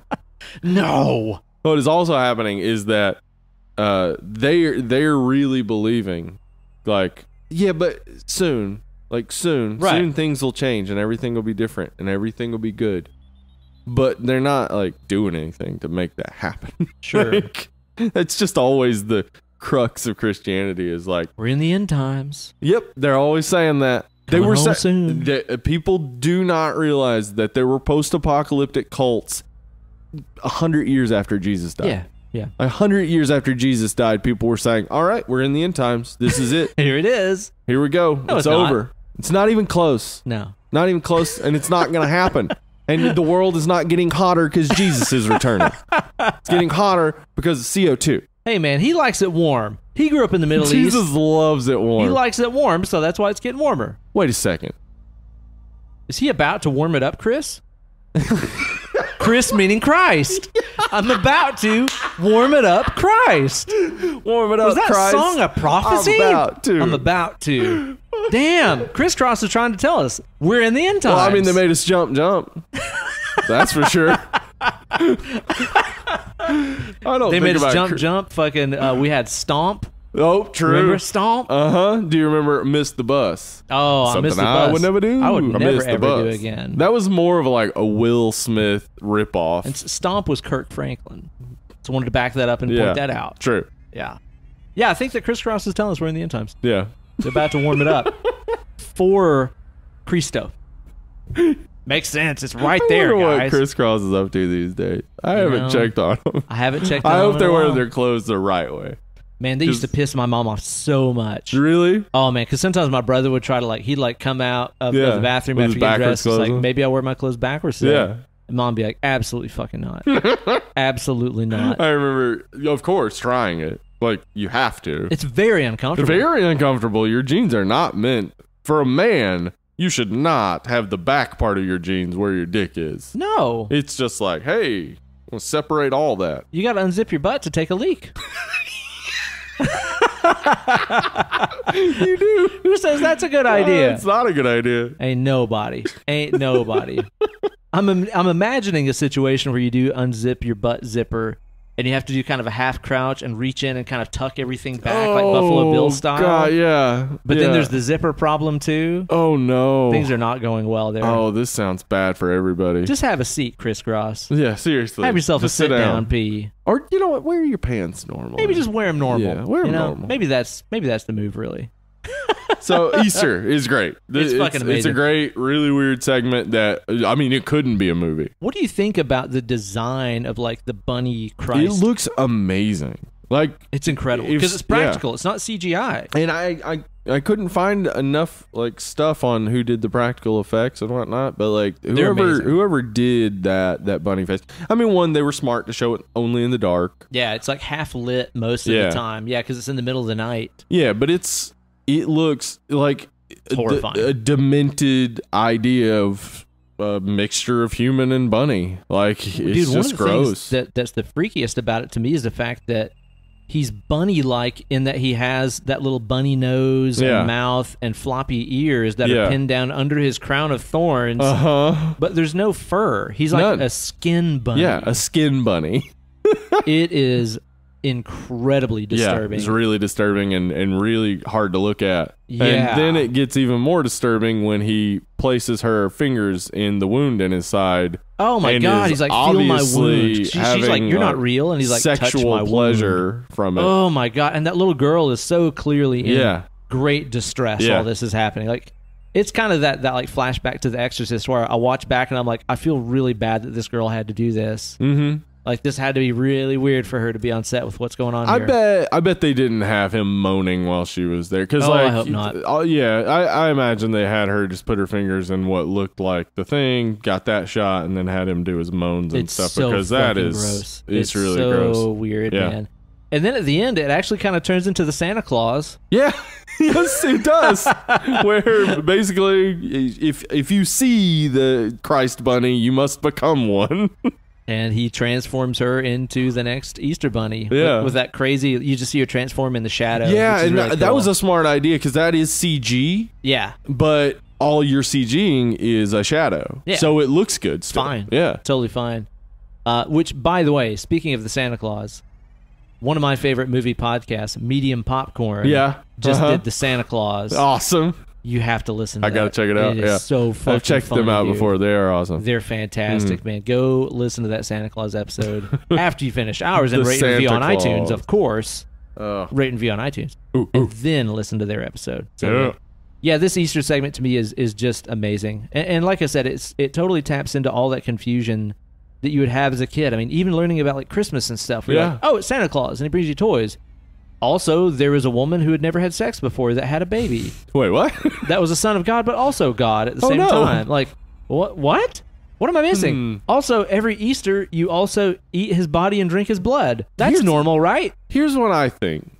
You know how a lot of adults get irritated when children start like asking them questions? Yeah. If a child asks you a simple question about a thing you believe and it frustrates you, consider that. Consider that. Yeah. You're frustrated. It might mean it makes no sense. Maybe it doesn't make sense.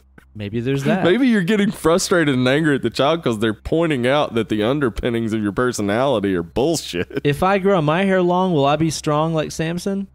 No, you won't, because Samson wasn't strong because his hair was long. Oh. Yeah. Oh. Yeah, had nothing to do with it. Then why do we believe this book? Oh, right. Don't ask questions. Go to your room.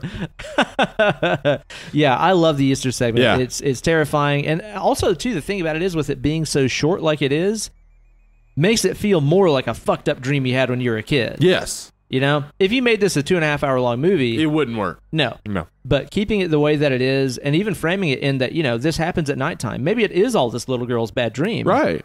You know? Yeah, this could be just a nightmare. Yeah. And that's fine. And the length of it makes it really feel like this very well could just be a nightmare. Yeah. It is so terrifying. Yeah.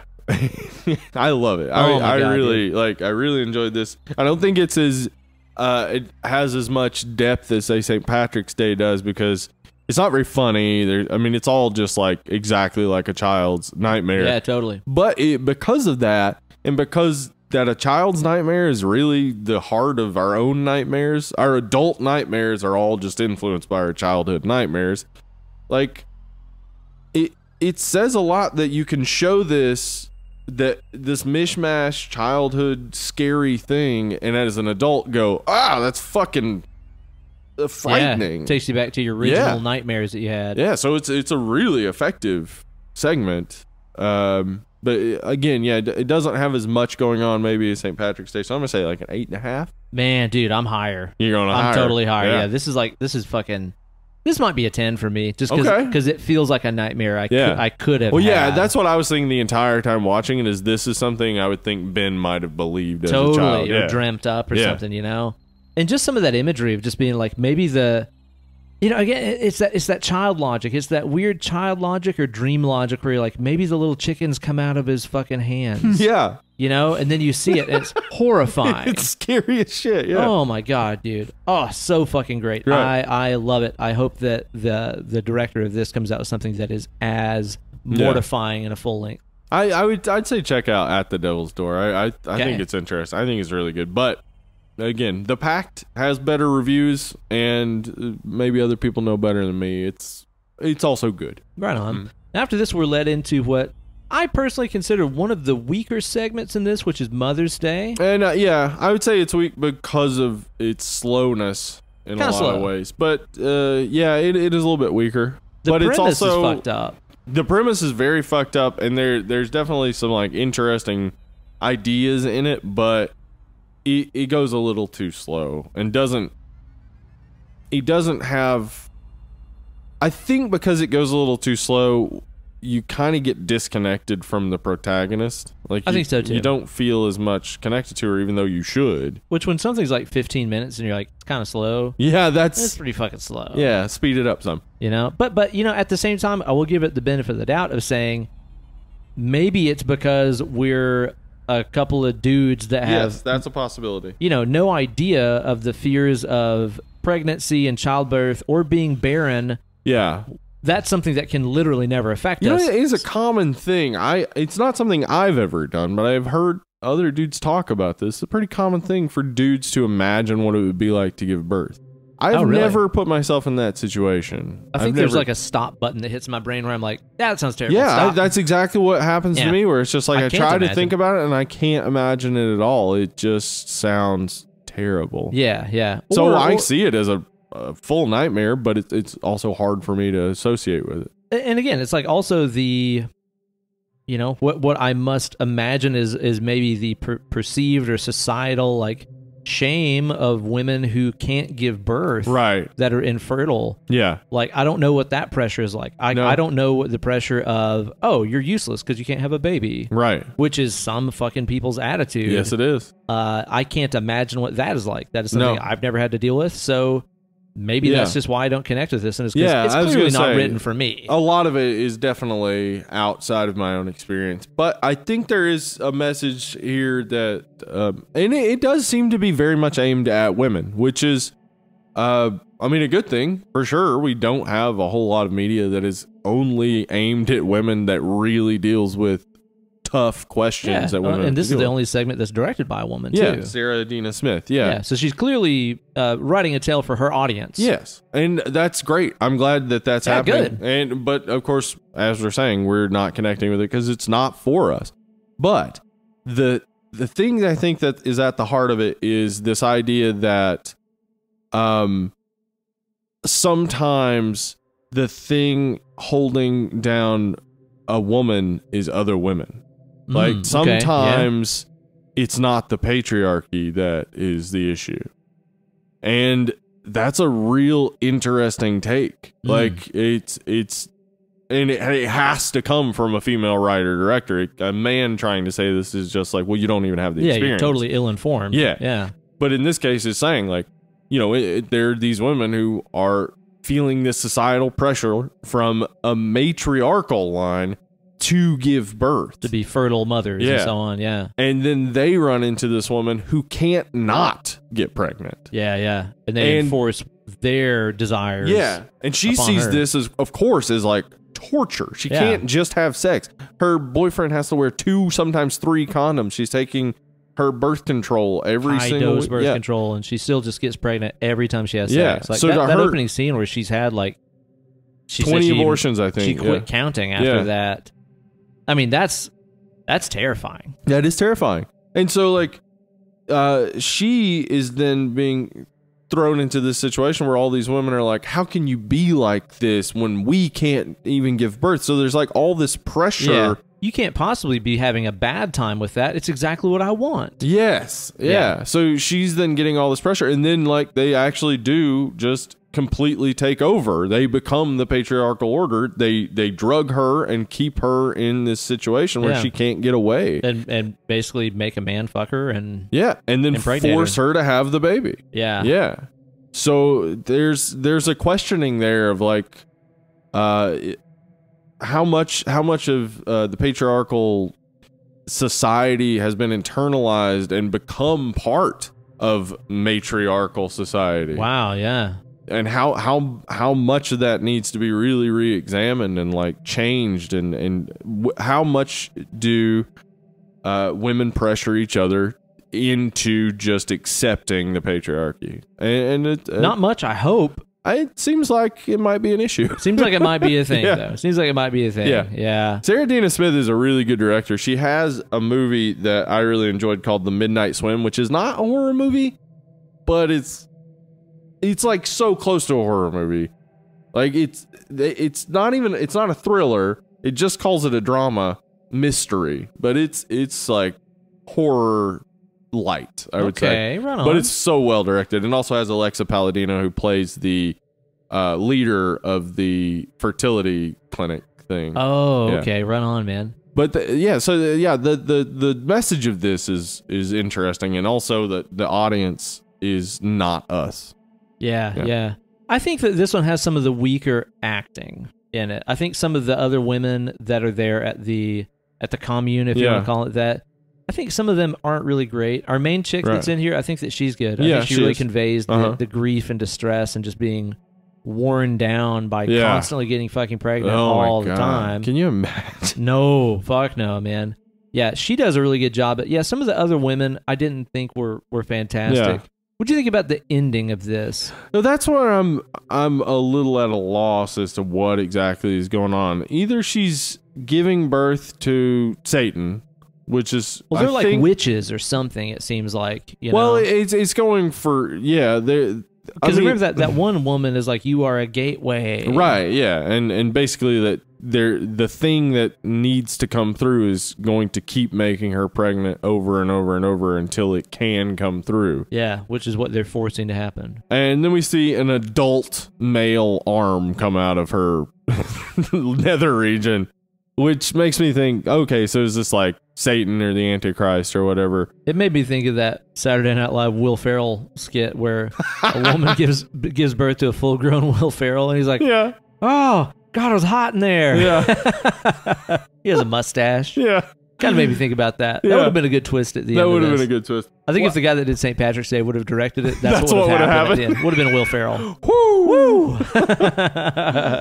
I don't know. I think I don't know what the message is overall in the end. Like, it would have been cooler if it was something that like definitely would have destroyed these other women. Right, but I don't think that's what it was. I think what it was is almost that he was being born to be the leader of their group, which is like a depressing idea, but it also fits into the concept I was talking about, that this matriarchal line has just become patriarchal. Like, they are no different than the men that they are saying are bad, you know? Well, the thing is, too, is like earlier on in the movie when she's talking to her doctor about like, every time they have sex, her boyfriend wears like 2 or 3 condoms. Right.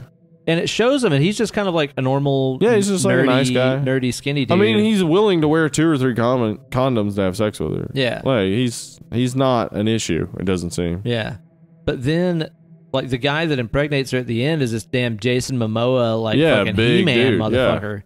So it's kind of like if just normal guy is getting her very pregnant. Yeah. Well, then this guy must be getting her like ultra pregnant. He's like the man. He's like the Rock or some shit, you know. Yeah. So then the baby comes out like full grown man. I guess so. Yeah. It's odd. Like it looks, again, really good looking. Yeah, it's well shot. Segment and stuff. I think the cinematography is great. I like all those shots of the desert and stuff. And like after they do it's almost like ayahuasca or something like that. Yeah, that's what they saw. They do say ayahuasca, but I don't think that's the drug that they do. Yeah, they say it's like peyote or ayahuasca or whatever. Those scenes are shot in a way that's pretty convincingly strange and kind of in and out of consciousness and stuff. I just can't connect with it very much just because of the subject matter. You know? I think like our discussion of it has made it more interesting. It is interesting, but I wish it maybe as a man I needed my hand held and guided through it a little bit more than we actually got. Yeah, I think so. I think so. But I don't know if it resonates with all of the women who are listening right now. Let us know. Kate really liked it. Good. Okay. Yeah, she thought there was a lot of obviously female issues. Yeah, I mean, like the fear of pregnancy is something that just has to be a part of you from the time you hit puberty as a woman. Oh, yeah. And as men, or the fear of barrenness. Yeah, but the fear of not being good enough in the eyes of other women because you can't have babies. Yeah. So those are, again, very valid things to base a horror film on, for sure, man. For sure. I wish that it was a little bit more gripping, and I wish the acting was better. A little bit better, yeah. I think for me, this one for me lies at about let's say 5.5. Oh, I'll say 6.5. Give it a 6.5? Yeah. Right on, man. Okay. So pretty cool one. And that leads us straight into Father's Day. Yeah, which is one of the strongest. Absolutely so. Yeah, Father's Day is fucking awesome. Now, who directed this thing? Father's Day is directed by Anthony Scott Burns. He's worked in effects and stuff, but he also directed like 5 episodes of Darknet. I don't know if you've seen this. It's an anthology horror show from Canada. Oh, Canada. Yeah. Right on. No, I recommend it. Is he a Canadian? I don't know if he's Canadian. Okay. Probably, though. So this instantly started winning points with me because it stars Jocelyn Donahue. Jocelyn Donahue, exactly. America's sweetheart. Mm-hmm. Jocelyn Donahue, who we know from The House of the Devil and Dr. Sleep. And Affleck commercials.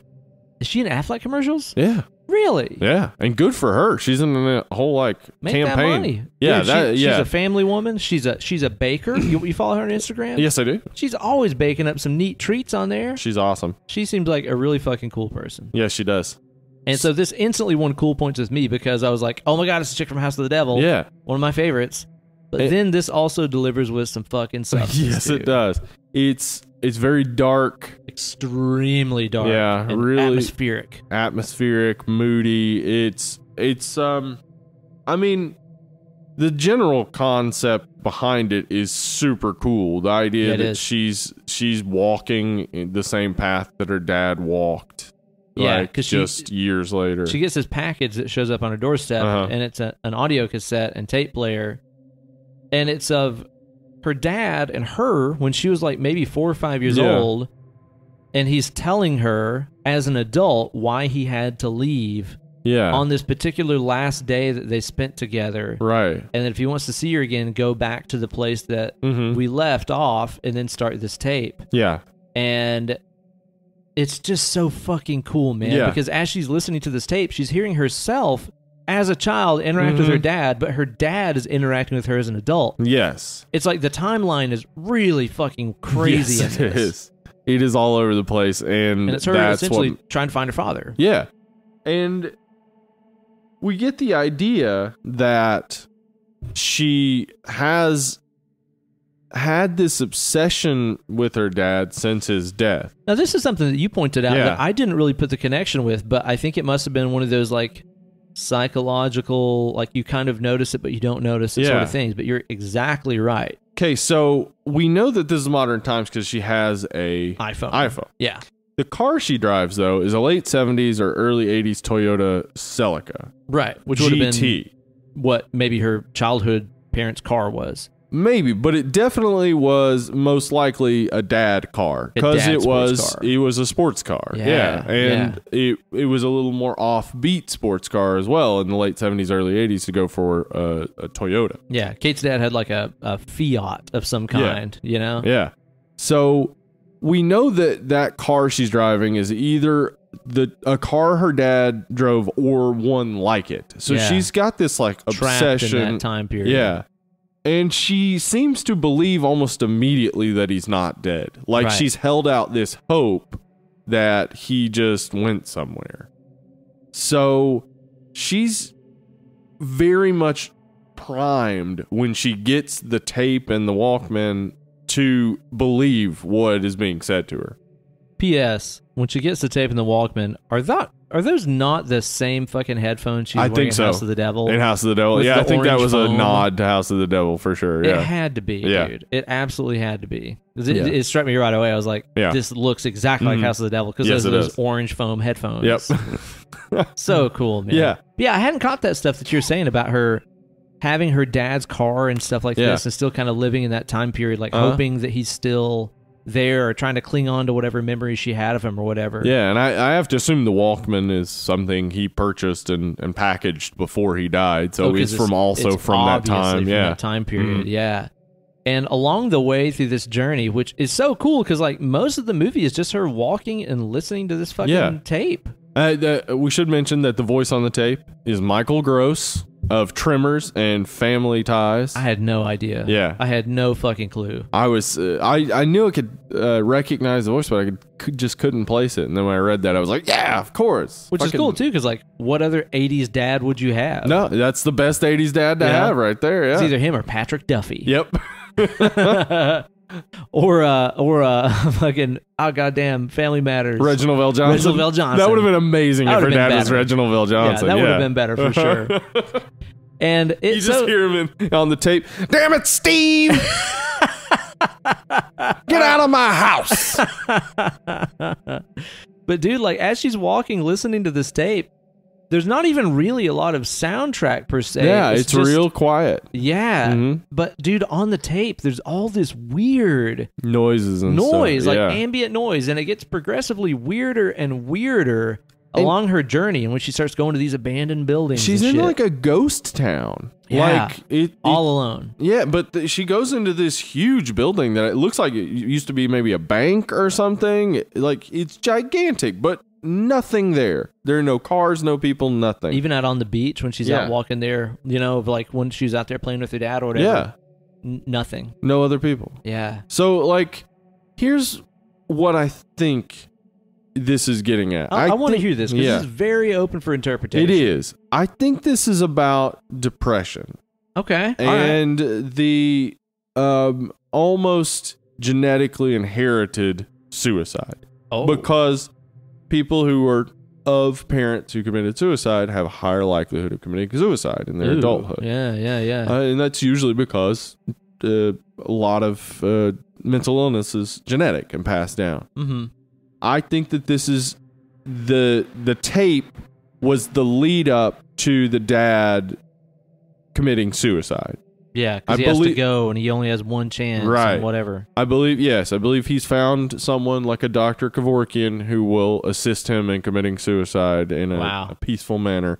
He's taken her with him to spend his last moments with her, and then he dies, and then she goes through this same process of like walking through her depression, going through the past, and then going through this, and she steps over a line. Yeah, there's a literal line. There's a literal line that once she crosses, that's when the thing that's sitting in the chair comes to consume her. Oh, dude, when she's like walking up to that chair and it's just this hunched over figure. Yeah. And she's like starting to cry and the dad's talking to her, I want to be together with you and stuff.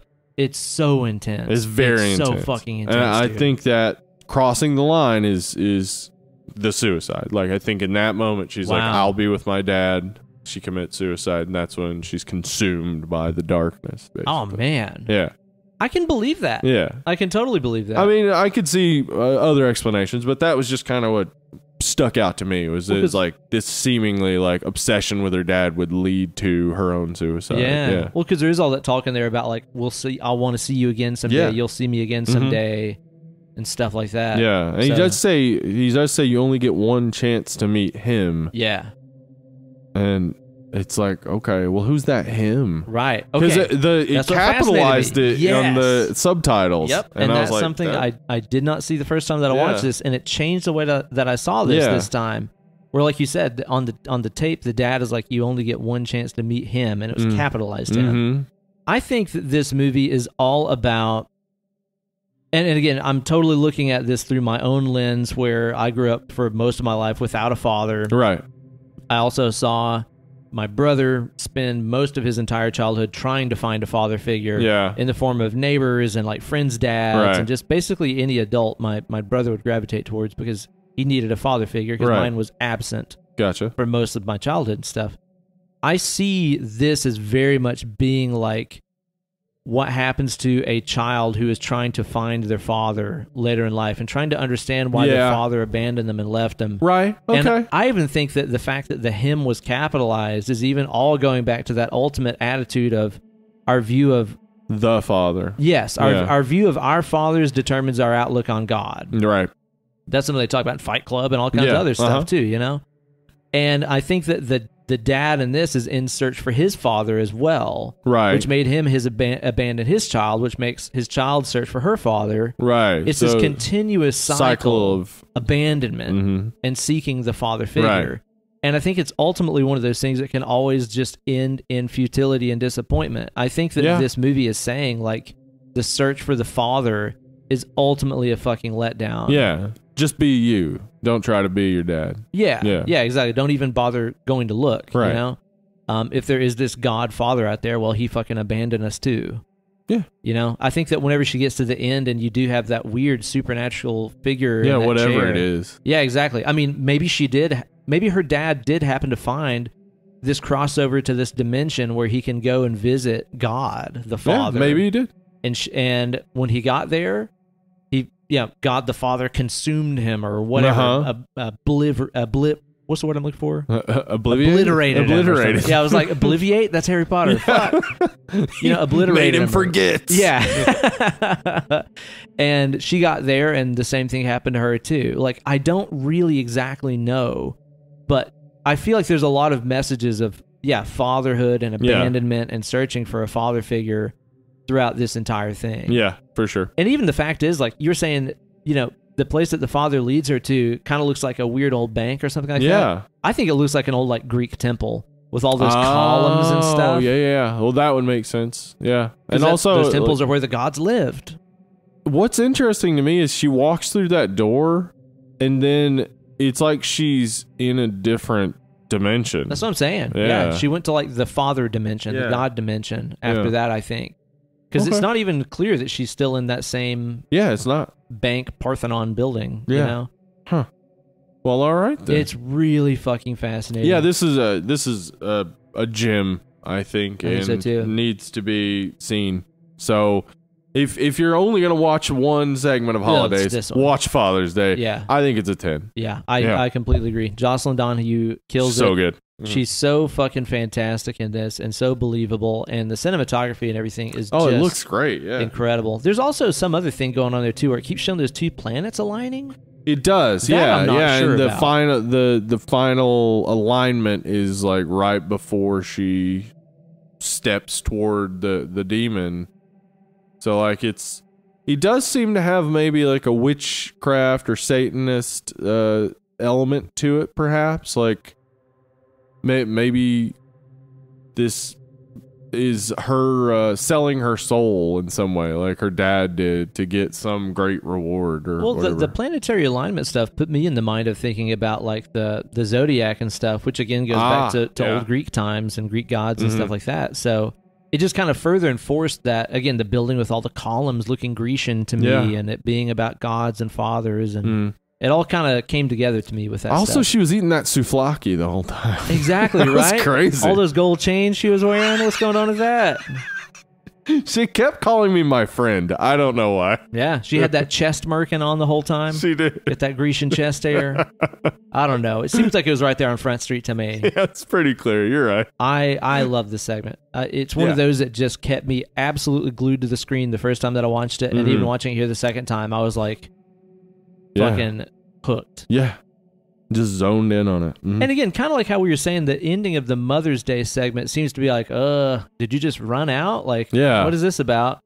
And it's just kind of random and weird and open, and you don't really know if it meant anything. Right. I feel like the ending of this definitely meant something, because the rest of the segment was made with such care that you're like, this was deliberate. Somebody knew what they were doing. They wanted to make me sit here and pick this apart. Yeah. So that's what you do. And as you do it, there's a lot to it. Yeah. Yeah, definitely. So fucking good. Definitely, I think the highlight, and it kind of falls a little bit past the halfway point, which is where we get to the really big tonal shift of the movie. Yeah, it all shifts in the last 3 segments to more of a dark comedy. More of a dark comedy, for sure. Yeah, because, I mean, we had elements of some dark comedy in the Valentines and St. Patty's segment. Day, but they were mostly all very, very morose and very weird and strange. And once we hit the Halloween segment, which is directed by Kevin Smith, I mean, just immediately within the first few lines of dialogue, you're like, one of these things is not like the other. Yeah, it's not. There's nothing strange to this. There's no like supernatural or even serial killer element to it. No. It's really just like a revenge tale that torture porn. Is it barely in any way connected to Halloween. Yeah. And it's like you said, dude, whenever I watched it the first time, being such a huge Kevin Smith fan, it's the one you're looking forward to. Yeah, dude. And also, he cherry-picked the best fucking holiday for horror, Halloween. They gave it to him, so you're like, oh man, this is going to be so fantastic. And especially considering the quality of, like, man, if these no-name guys that I don't even know about can produce stuff like Easter and Father's Day, this is going to be a damn home run. Right. And this definitely fell very flat for me. It fell very flat. I think it was a little better the second time around, because I kind of forgot that there was that sort of framing of like the power of a coven of witches 3. Yes, and that's still just a fucking afterthought, man. It really is, because it's basically just saying any 3 women in a room are a witch coven, and that's... And also, they don't do anything witch-like at all. Yeah, like if they had then had like some powers or something, that would have been interesting, but no, they just... glued a vibrator up his ass and connected it to a wall socket and car battery. Or car battery, yeah. I mean, it doesn't scream Halloween to me. No, it doesn't. Not really I mean, at it's all. a good revenge moment. I'm glad that the guy dies. Yeah. It's what's his name? Harley Morgenstein. Yeah. Yeah, from fucking Epic Mealtime. The sauce boss himself. And I think he does a good job of playing an asshole. For sure. Yeah, he does. Yeah. And even like some of the scenes later on, like as he's being tortured and stuff. Yeah, he does good. Yeah, they're pretty convincing. And man, just him being just in the most unflattering, just fucking tidy whities. Terrible individual. On a dirty mattress. Just gross all around. Yeah, and he's just like sweating it up and he's got that head wound and stuff. It's just like, I respect the fact that this early into his career as an actor, he was willing to do something so degrading and unflattering. Well, I think he's just a big Kevin Smith fan, right? It seems that way. Yeah, and he's Canadian, and Canadians love a Kevin Smith. Yeah. So I think that's probably part of it. Yeah, and then we got Harley Quinn Smith's daughter. Yeah, who he's obviously trying to create a career for, and I'm fine with that. She's improved over time, but in this particular instance, I don't think she's very good. No, her in this and in Yoga Hosers as well. Really, really, really not good. Yeah. And like you said, she has totally gotten better. Her in Janice Night Bob. Is she really good? Too. Okay. Yeah, she's much better in that than she is in this. Well, yeah, and that's gonna happen. I mean, of course. Yeah. He's giving her roles in his movies because it's her daughter, but people are watching the movies because it's Kevin Smith. And they're not expecting someone to not be a very good actor in a Kevin Smith movie. Yeah. Well, that's kind of the tragedy, ultimately, of being the child of a famous director that wants to get into being in movies. Because, like, if you're just some other child actor, you don't get to work with Steven Spielberg usually. You don't get to work with a big name director unless you're really good. Yeah, unless you're fucking amazing. Yeah, so you actually have to learn and get better and develop to be able to ever work with these directors. But if you're the child of one of these directors, then maybe start off in the just spotlight. You get the role. Yeah. I mean, it's like everybody gets to watch your practice runs. Yeah.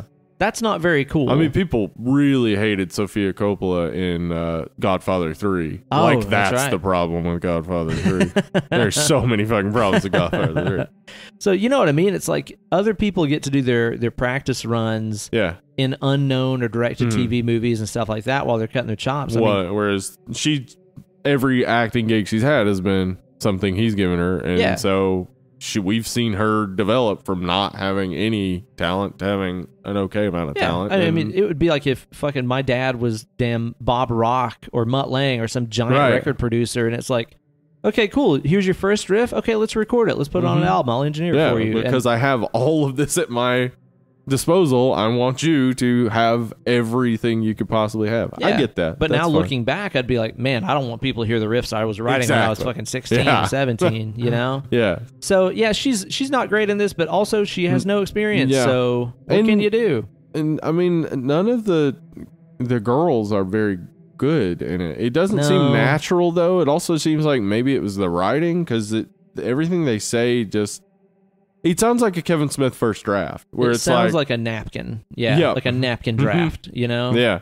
Where it seems like this was one of those things that maybe got pitched to him and is like, oh, okay, cool, whatever. I'll write something real quick. Not knowing the scope of how big of a deal this could have been. Yeah. I don't know. And we were talking about the scene in particular where Harley Quinn is like giving her speech about women and how not he's putting up with Harley's shit and stuff. He's called in the movie. It just doesn't work. If you watch that interaction, it does not work. Something is wrong with it. Very wrong. It doesn't seem like he is reacting to what she's saying. Correct. Yeah, because it's just all shots of her face saying stuff, shot of his face reacting. Yeah. You get the impression that they just kind of like, they're like, we've got an hour to film with Harley. Harley, could you give us like 15 different reaction shots that you might say if a little girl was trying to put you in your place? Because it doesn't seem like he's reacting to what's going on. Those just seem like stock. It also seems like it was shot on an iPhone. Just the parts with him reacting look like they were like, oh, fuck, we didn't get any reaction shots. Harley, could you have your roommate shoot something on the iPhone? Yeah, and just place them in. Yeah. I got that impression, too. It's weird. It doesn't feel right. Yeah. So I like that the idea of these cam girls who've been mistreated by this guy getting revenge. Like, the concept of it is a cool idea.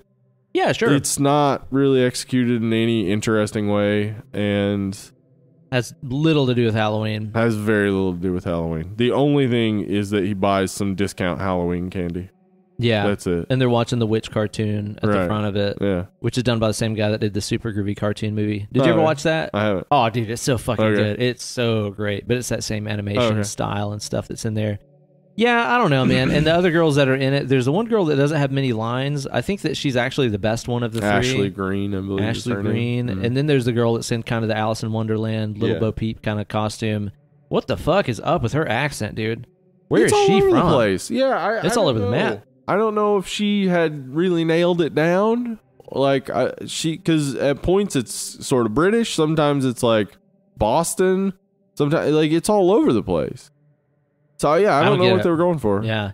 And then, like you said, kind of the big turn of this is that they knock him out cold, and suddenly, I guess they all know how to rig up this improvised torture device of, hooking a vibrator up to a car battery, which that on its own, I'm like, I don't really understand how that would work. Because you can't just hook something up to a car battery and supercharge it. Like, I can't hook up fucking this guitar pedal to a car battery, and now it's super car battery power. Yeah. That's not how that works.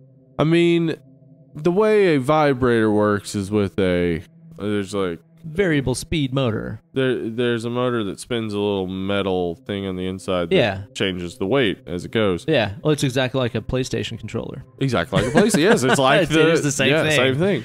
So, like, the faster it would vibrate, the more violent it could possibly get, but it also would have a very low limit because it's just connected to a real small piece of metal usually. That's what I'm saying. It's like you couldn't overload that thing. Yeah, at a certain point it would just break inside of him. Maybe that's what happens.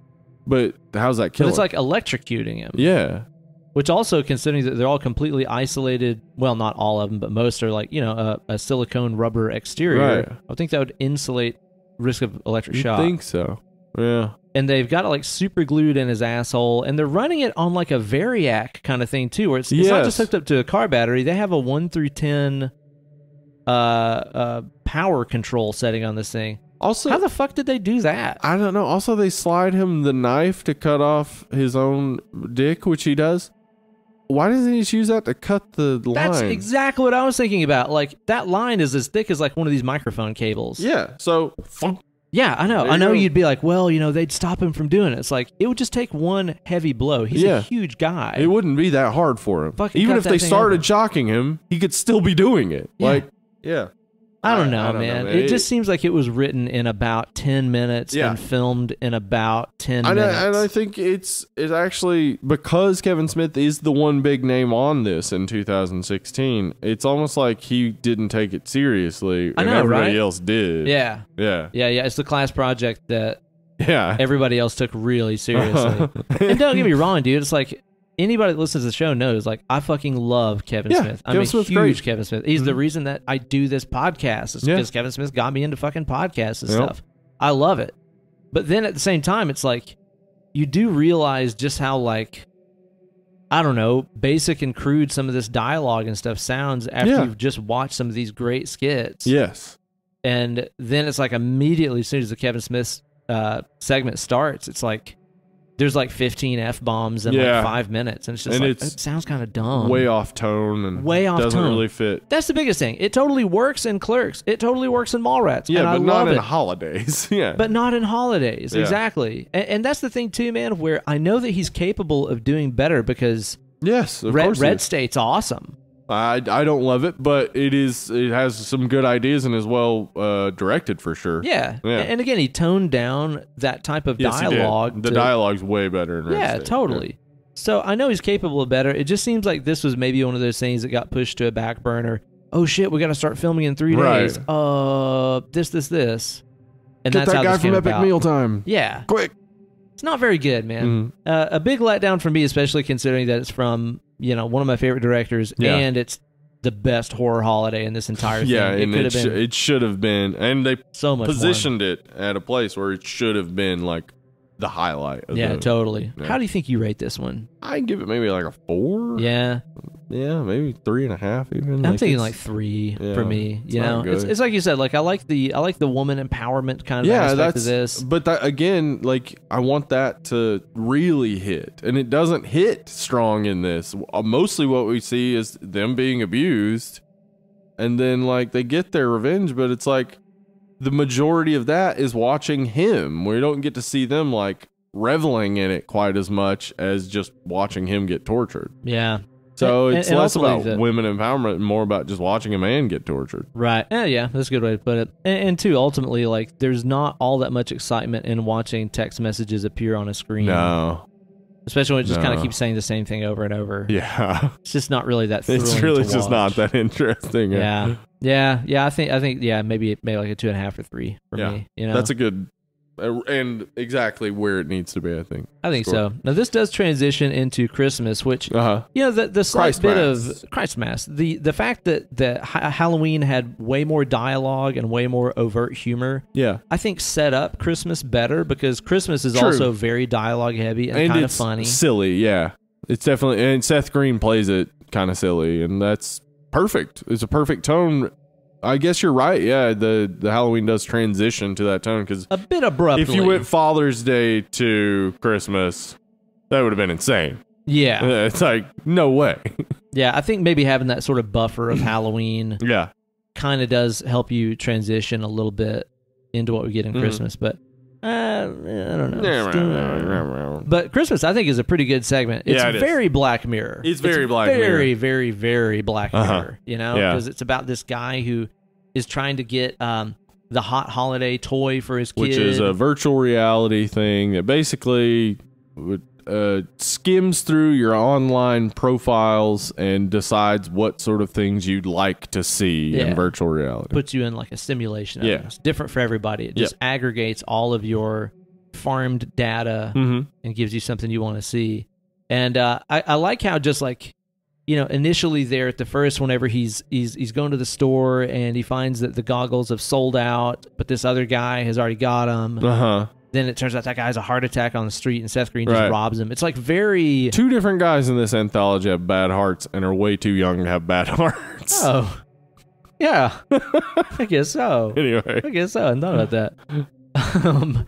But yeah, so he steals it from him and he's kind of haunted by that. It's like very Ebenezer Scrooge, like very Christmas Carol in a lot of ways. And then later on, when he puts the goggles on, initially it's like sexy stuff. And then it's like... He's getting the full view of that guy being like zipped up in a body bag, treated at the morgue. Yeah, he's really like torturing himself in some ways, but it really twists well. This because like the thing you would expect from this is that like his guilt would rack him and or maybe this guy's gonna haunt him and come back as a ghost or something. But instead, what happens is that his wife sees what he was seeing and is turned on by it. Way into it. She'd been all like cold and like not having sex with him and stuff earlier. And then, she sees that he let this guy fucking die on the streets and she's like all about it. And then she goes to her office Christmas party and kills her boss for not giving her a raise or something. Bonus. And he sees it in the VR thing and she's way into it. Like, he's apprehensive, I'm going to take this. She's like, I'm happy to be killing this person. Yeah. I've put up plastic everywhere to eliminate the blood from getting everywhere. Like, I found out this thing about you that I'm also into. Yeah. Great. Yeah. It's, I mean, like, the irony of it. And these last two, the Christmas and New Year's, kind of have that similar irony of, like, the person you expect as a killer is not the killer. Yeah. And the person who is the killer is insane. Yeah. Way more fucked up. Yeah. Yeah, this one's cool. Like, it does kind of share some subject matter with the next on New Year's Eve. But I like that it is kind of framed in this Christmas sort of materialistic sort of way. But then the fact that it does kind of break off into this sex and murder and stuff like that definitely deviates from where I thought that it was going, you know, because it could have just been a Scrooge tale. Oh yeah, could have been, but instead it's just this funny story of two people finding out that one of them's okay with letting someone die, and the other one really wants to make someone die. I think it's cool. I like it. It doesn't overstay its welcome. It's pretty short. Yeah. I mean, it's got Seth Green, so you're instantly like, Seth Green. Yeah, Seth Green. Yeah, so it's well. I mean, it's directed by the guy who directed Dark Skies, which is a good horror movie with Kerry Russell. Oh, I've never seen that. He obviously knew because it's very light. Like this, a lot of the scenes are real bright, especially even when she's killing her boss. Like the office building behind her is all black, but the lights are like super bright. Yeah, in the area where they're in. I like those scenes where she like starts stabbing him. The blood's hitting her like white, fucking protective suit she's wearing and stuff. It's very grisly. It is.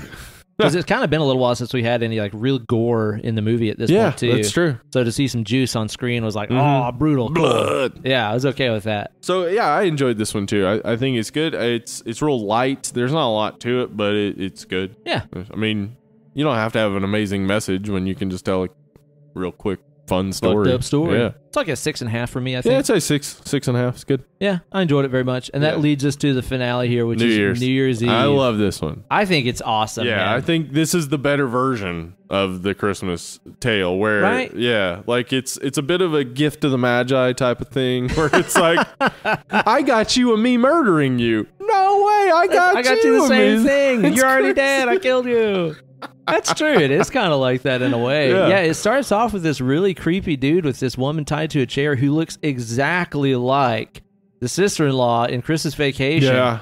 I could not quit thinking of it and being like, oh my God, that's Uncle Eddie's wife. Yeah. She's got the same like tightly curled brown hair. Her outfit and stuff looks the same. And looks just like her. This one is different than the Christmas one in tone in that it never is light. No. It starts out with a man looking through a photo album of a woman he's holding in his basement, and he's been holding her there for about a year, it looks like. Who knows how long. And then he goes to shoot her, and the gun misfires. And you're like, maybe she's going to get away, and she's struggling against restraints and stuff. Nope, she's just going to get shot in the fucking head. The end. Yeah. Yeah. I was not anticipating that, because I think the gun even misfires like the second time.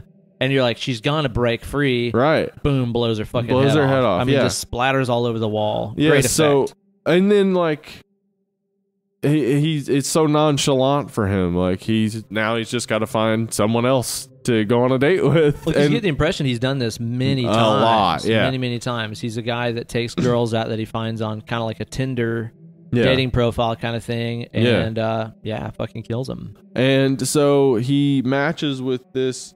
We cut to from the blood from the head, cut to Lorenza Izzo eating cherry ice cream that looks like brains, basically. Oh, by the way, that was the one really great thing in Halloween that I really liked, is after Harley Mortensen, I guess, cuts his dick open or something like that, and you see the blood spray, it immediately transitions to one of the girls like splitting open that hot pocket. Yeah.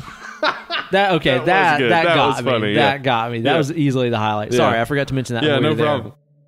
So Lorenza Izzo, she's eating ice cream and she gets the message that she's connected with this guy on this dating site match or whatever. And he's got very brown teeth. Yeah.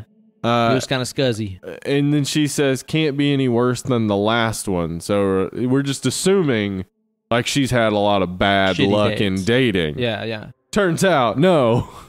She's also a serial killer. That's why they're a 94% match now that I think about it, too. Yeah, that's why they were such a good match, is because they're both complete fucking psychopaths. She's great, too. She's fantastic. She's awesome. Like, the whole time, you don't even notice this. You just pay attention, watch it again. The whole time, she's either eating or trying to kill him. Yeah. She's like this voracious fucking monster just consuming. Like she's just eating the whole time. And then when she's not eating, it's like, all right, axe time, motherfucker. Yeah, because even at the restaurant, he's like drinking his drink or whatever. Yeah. And she's just like shoveling food in her face. And she was eating ice cream. She read his thing. I hadn't thought about that. Yeah, you're right. She is always consuming and killing, I guess, is her entire objective. So she's not depressed. She's just That's like, her life. I don't give a fuck. I eat. Like, yeah. She totally has like a more normal what's her name? Aubrey Plaza? Oh, Aubrey Plaza? Aubrey Plaza. She does have some similarities. That vibe to me. Because Aubrey Plaza would have been great in this. That's true. And I think it would have been a Plaza- giveaway that she was in that case, though. Yeah, you would have seen it would have been coming. pretty obvious immediately. Yeah, she's crazy. shit, It's Aubrey she's Plaza. crazy. Yeah, Aubrey Plaza is also, she's part Argentinian, I think. I want to say. They're both like that. from South America in some way. Lorenz Izzo is also the ex-wife of Eli Roth. Oh, really? Yeah, she's in Green Inferno. Oh, okay. I think she's really good in this. She's great. And I thought she was gorgeous, awesome too. She really is. Absolutely gorgeous. Yeah, this one's real fun. It's like a cat and mouse sort of game where the cat loses. Well, the thing is like, the middle part of this segment is that date that they're on. It's real awkward. Which is awkward as fuck, man. It's just so fucking awkward.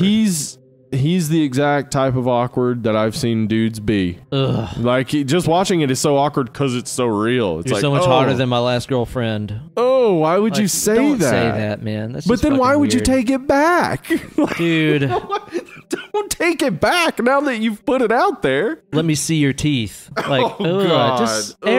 And the thing about it is, though, is you're watching this and he's so obviously fucking creepy as shit. Yeah, and you're thinking, like, oh, why she is must she be not an running idiot away? or something. Yeah. Why is she not running? But no, the whole time she's thinking like, oh, perfect. I get to kill this guy? Easy. Yeah, exactly. Well, because that's the thing is like, at the end of this awkward-ass date, which, by the way, just reminds me of how much I don't miss awkward-ass dating or would want to indulge in that. No. Fuck me. Ugh. She offers to take him back to her place to watch the ball drop, and you're like, girl, what are you doing? Yeah, you're gonna get killed. Well, because that's the thing is like she said something about like her previous hookups on this site have just been one and done. I just thought guys wanted to hook up or whatever, and so you're watching this going, well, okay, so she's a sexually active woman that just wants to get some. All right, and she takes it back to his apartment and like grabs him by the dick and stuff. Yeah. And you're like, okay, so she doesn't care about this guy. She just wants to fuck. And you're like, all right, whatever.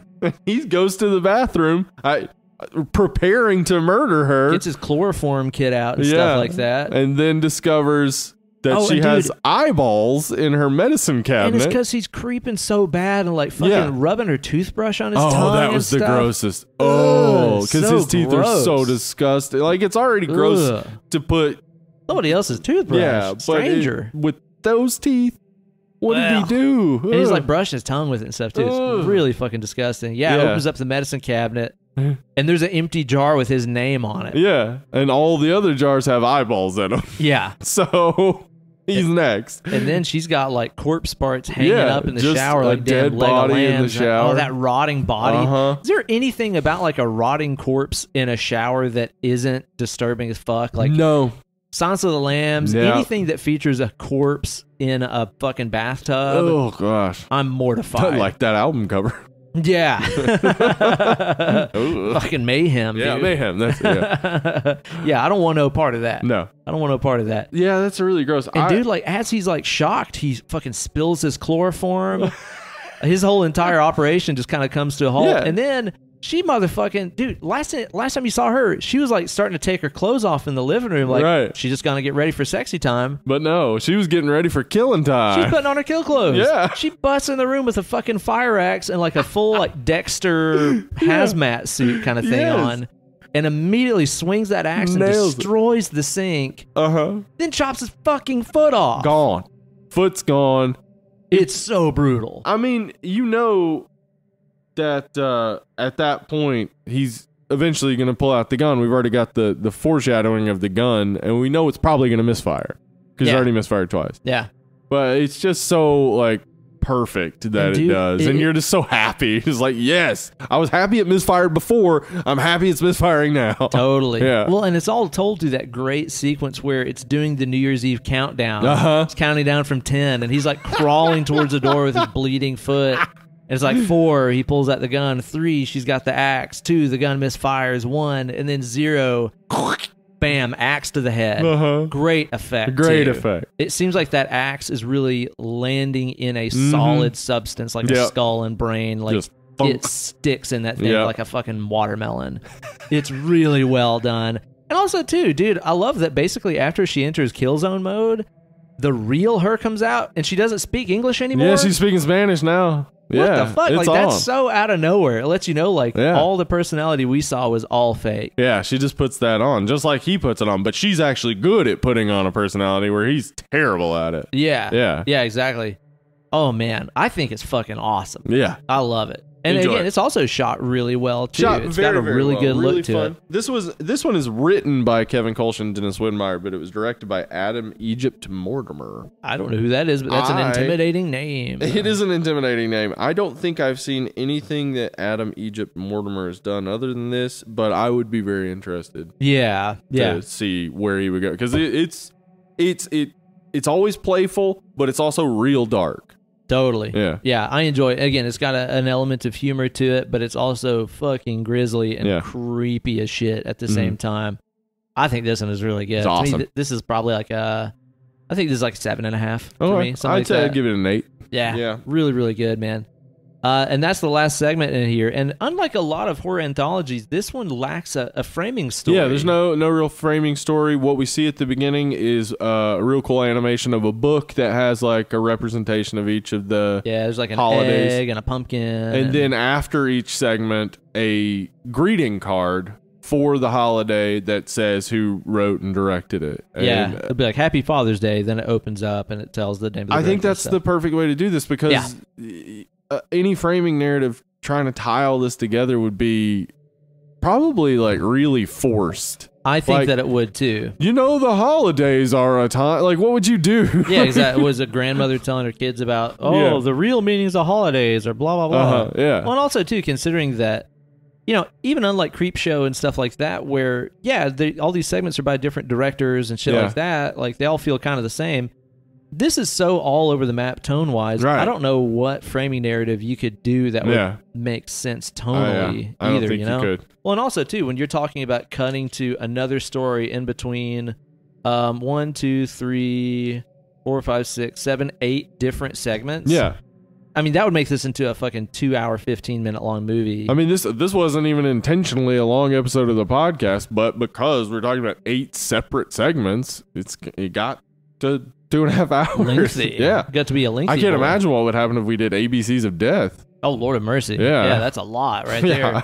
So I don't think that this thing needed a framing narrative. Like, I love little framing stories and a lot of other anthologies, especially like Tales from the Dark Side. Yeah. VHS. I like the first VHS where they like broke into that guy's house and he's dead and there's all those, that's those a great fun. one right there. And it also gives context for all these things that he's watching, you know? But I don't think I could have thought of one that would have worked for this. So I like the greeting card thing too. I think that's just a great visual tie-in, thematic tie-in, and like you said, a great way to show the credits without just rolling credits at the end of every one of these. Exactly. That'd get very boring and very repetitive to me. I think it's really well done. Like I said, I love that there's some great gore in here. Mostly all practical shit. Yeah. Not a lot of CGI in this. No, not a lot. When there is gore, I think that it's very good. I think there's some good performances and some really fantastic visuals and soundtrack moments in this too. Yeah. Some really killer soundtrack stuff, actually. Yeah. I like it a lot. You got any final thoughts about this thing? No, I think this is one of the better. I mean, and we've had a lot of really good horror anthologies in the past decade. I think this is probably one of the best. It's one of the better ones, and is probably in my top 5 maybe of horror anthologies overall, if I think about it. I mean, no doubt. Might it be the best straight up anthology from this side of the millennium? It I mean, might unless be. you're counting Trick or Treat. Trick or Treat is pretty much an anthology. Yeah. I mean, that's the number one. If And we are that has talking the about best that. like framing sort of narrative too. Yeah, totally. Trick or Treat is way up It's the there. best. It's so good. Yeah. But this one is great. It's really strong. I mean, even the weak parts are quick and watchable. Like That's the great thing about an anthology. Yeah. If a segment sucks, well, it's over It'll be in 10, over in a little 15 bit. minutes. Yeah. So don't worry about it, you know? Yeah. So I think for me, this movie overall, this is I would give this a 9.5. Like, Wow. it's well worth a watch. Very high, Yeah. man. I'm going to go a little lower than that. I think I'm probably going to say probably like an 8 for me, okay. I think. That's fair. Which, I mean, considering that, you know, we had some high highs and some kind of low lows in this. Yeah. You know, I think that if the Halloween segment would have delivered and been like the penultimate awesome segment. Like Right. if they would have gotten fucking Ty West or somebody. Oh, that would have been great. Yeah. You know, or Robert Eggers or somebody to do the Halloween segment. I'm already interested in this anthology you're pitching. We got Ty West and Robert Eggers. Count me right. in. You know, I think that would have really propelled this over the top. Yeah, because it just needed such a good Halloween story. It really needed did. a good Halloween or story. to skip Halloween entirely. If you're gonna just say, okay, Halloween is too obvious. But I think you could do a good Halloween story that would be no way related to Michael Myers or tricking and treating. It could be like something more like St. Patrick's Day, where it's like looking at the pagan roots or like totally, man. But to do it and to not even really acknowledge Halloween, that's just the worst way to do it. Yeah, definitely a disservice. I just wonder the whole story about Kevin Smith in that segment. Like, I want to know if maybe he was not given the clearest idea of what he was working with, or if he had already made this as like a fun project, and he was like, maybe we had make it happen on Halloween. Yeah, just throw in some Halloween candy. Yeah, exactly. It might have just been that. I don't know. Yeah. So I think that's the only thing that really holds it back much for me. Yeah, I would agree. Like I said, Mother's Day is okay, but you know, look at the audience. Yeah. You know. Yeah. Really, really cool flick. I enjoy it. I hope that you guys do as well, and hope that you all have rung in the new year with the greatest podcast in the known multiverse in a very happy way. Us. And if you like it, why don't you go ahead and rate and review on iTunes or wherever else you can review it. Review Internet it wherever tunes. you can. Yeah, Internet Tunes it's called. Really, really do. Rate and review. Helps us out a ton. You guys can also help us out a ton by supporting us on Patreon. Patreon.com/Dead and Lovely. Head on over there, become a $5 subscriber, and you can throw a movie title into a drawing each month. We will be having one in a couple of weeks. Yeah, I think so. Yeah. And for January. I'll tell you what, we're really enjoying all of the recommendations. We tend to use them, and I mean, we in December did 3 Patreon, and like October we did a few. You may not get randomly selected, but we might just decide to do the movie you suggested. Yeah, we did that a lot in like November and December both. Head on over there, become a $5 subscriber. Also, we have t-shirts for sale. Yeah, we do. They are $25 for small through extra large. Yeah, they are. $28 for XXL, You triple bet. XL. We will mail them anywhere. I understand shipping is super expensive. Last week, especially international. Yeah, international. Last week I presented this idea, and hopefully Put it out there again. this will work for some of you. If you'd like, maybe I can send several shirts to one of you in, say, England or Canada, and then you could figure out with some others how to mail them out to them, and you could all pay for the shipping together, and it'll be therefore cheaper. You and a couple of your mates from the scrum. I know that shipping to Canada is like about $17 to $20. Aye. Yeah. So for one shirt, doesn't make a lot of sense. But if a few of you get together, I mean, it's not that much. Yeah, it's not that big a deal. Yeah. Maybe you go with it. Yeah. So let us know your own diabolical plans to receive some Dead and Lovely merch, and we will hook you guys up. Yeah. Now, they can also follow us on Instagram and shit. Oh, yeah. At Dead Lovely Pod. Yeah. Instagram, Twitter. We're always there. You'll find us. YouTube, Dead and Lovely Pod. We're there. I just finally upgraded my interface. This is our last podcast on my old school M Audio 2-input interface that my buddy Patrick gave me. You should expect more guests this year. Yeah, that has been always our problem, is that we never had it. And when we've had guests, we've had the guests share a mic. Yeah, bonking foreheads and so on. And it's definitely sucked. Yeah. Next week, we'll be discussing Frailty from 2001. Going to be a fun time. Well, thank you guys so much for listening to this show all the way through 2019. Hopefully 2020 will be a banner year for Dead and Lovely. We've got plans to introduce a lot more merchandise and, like Steve was saying, some guests and all kinds of good stuff. So this is going to be a very fun year for the show. So thank you guys so much for tuning in. Hopefully you guys stick around all year long and suck up these tasty podcast treats. Those are tasty. Ooh, taste that one. That one's good. Well, you guys have been absolutely fantastic. We have been Uncle Ben, Hollywood Steve, also known as Dead and Lovely, and we will see you guys next week. Bye. Okay, so I was just thinking the other day. Okay. Let's say that you had spent your entire life trying to manufacture a food product that could maybe be there that can sit on the shelves for a long time, Right. provide sustenance whenever things like protein and meat and things like that are maybe scarce. Mm-hmm. And you devote your life to this. You start a company. Okay. You market this thing. It's a hit. It catches on. It's pretty popular all over the world. And then some fucking asshole Right. on the internet is like, oh man, I keep getting this junk mail, but there's got to be a better thing I could call this. I don't know. What's something that nobody fucking wants? Spam, am I right? Right? Getting all this junk mail, it's like getting spam. I fucking hate this shit. You know? Like, how do you feel when you're like, I put a lot of my life into this, and now it is the same name as garbage that nobody wants? Do you think when like Hawaiian Islanders, whenever they get spam, they're like, oh, good. Wonderful. Fantastic. So like on the Hawaiian Islands, they don't call it spam. They call it like, I don't know. What would Hawaiians find disgusting? Maple syrup? I don't know. I'm not sure. Yeah. Somebody chime in and let us know.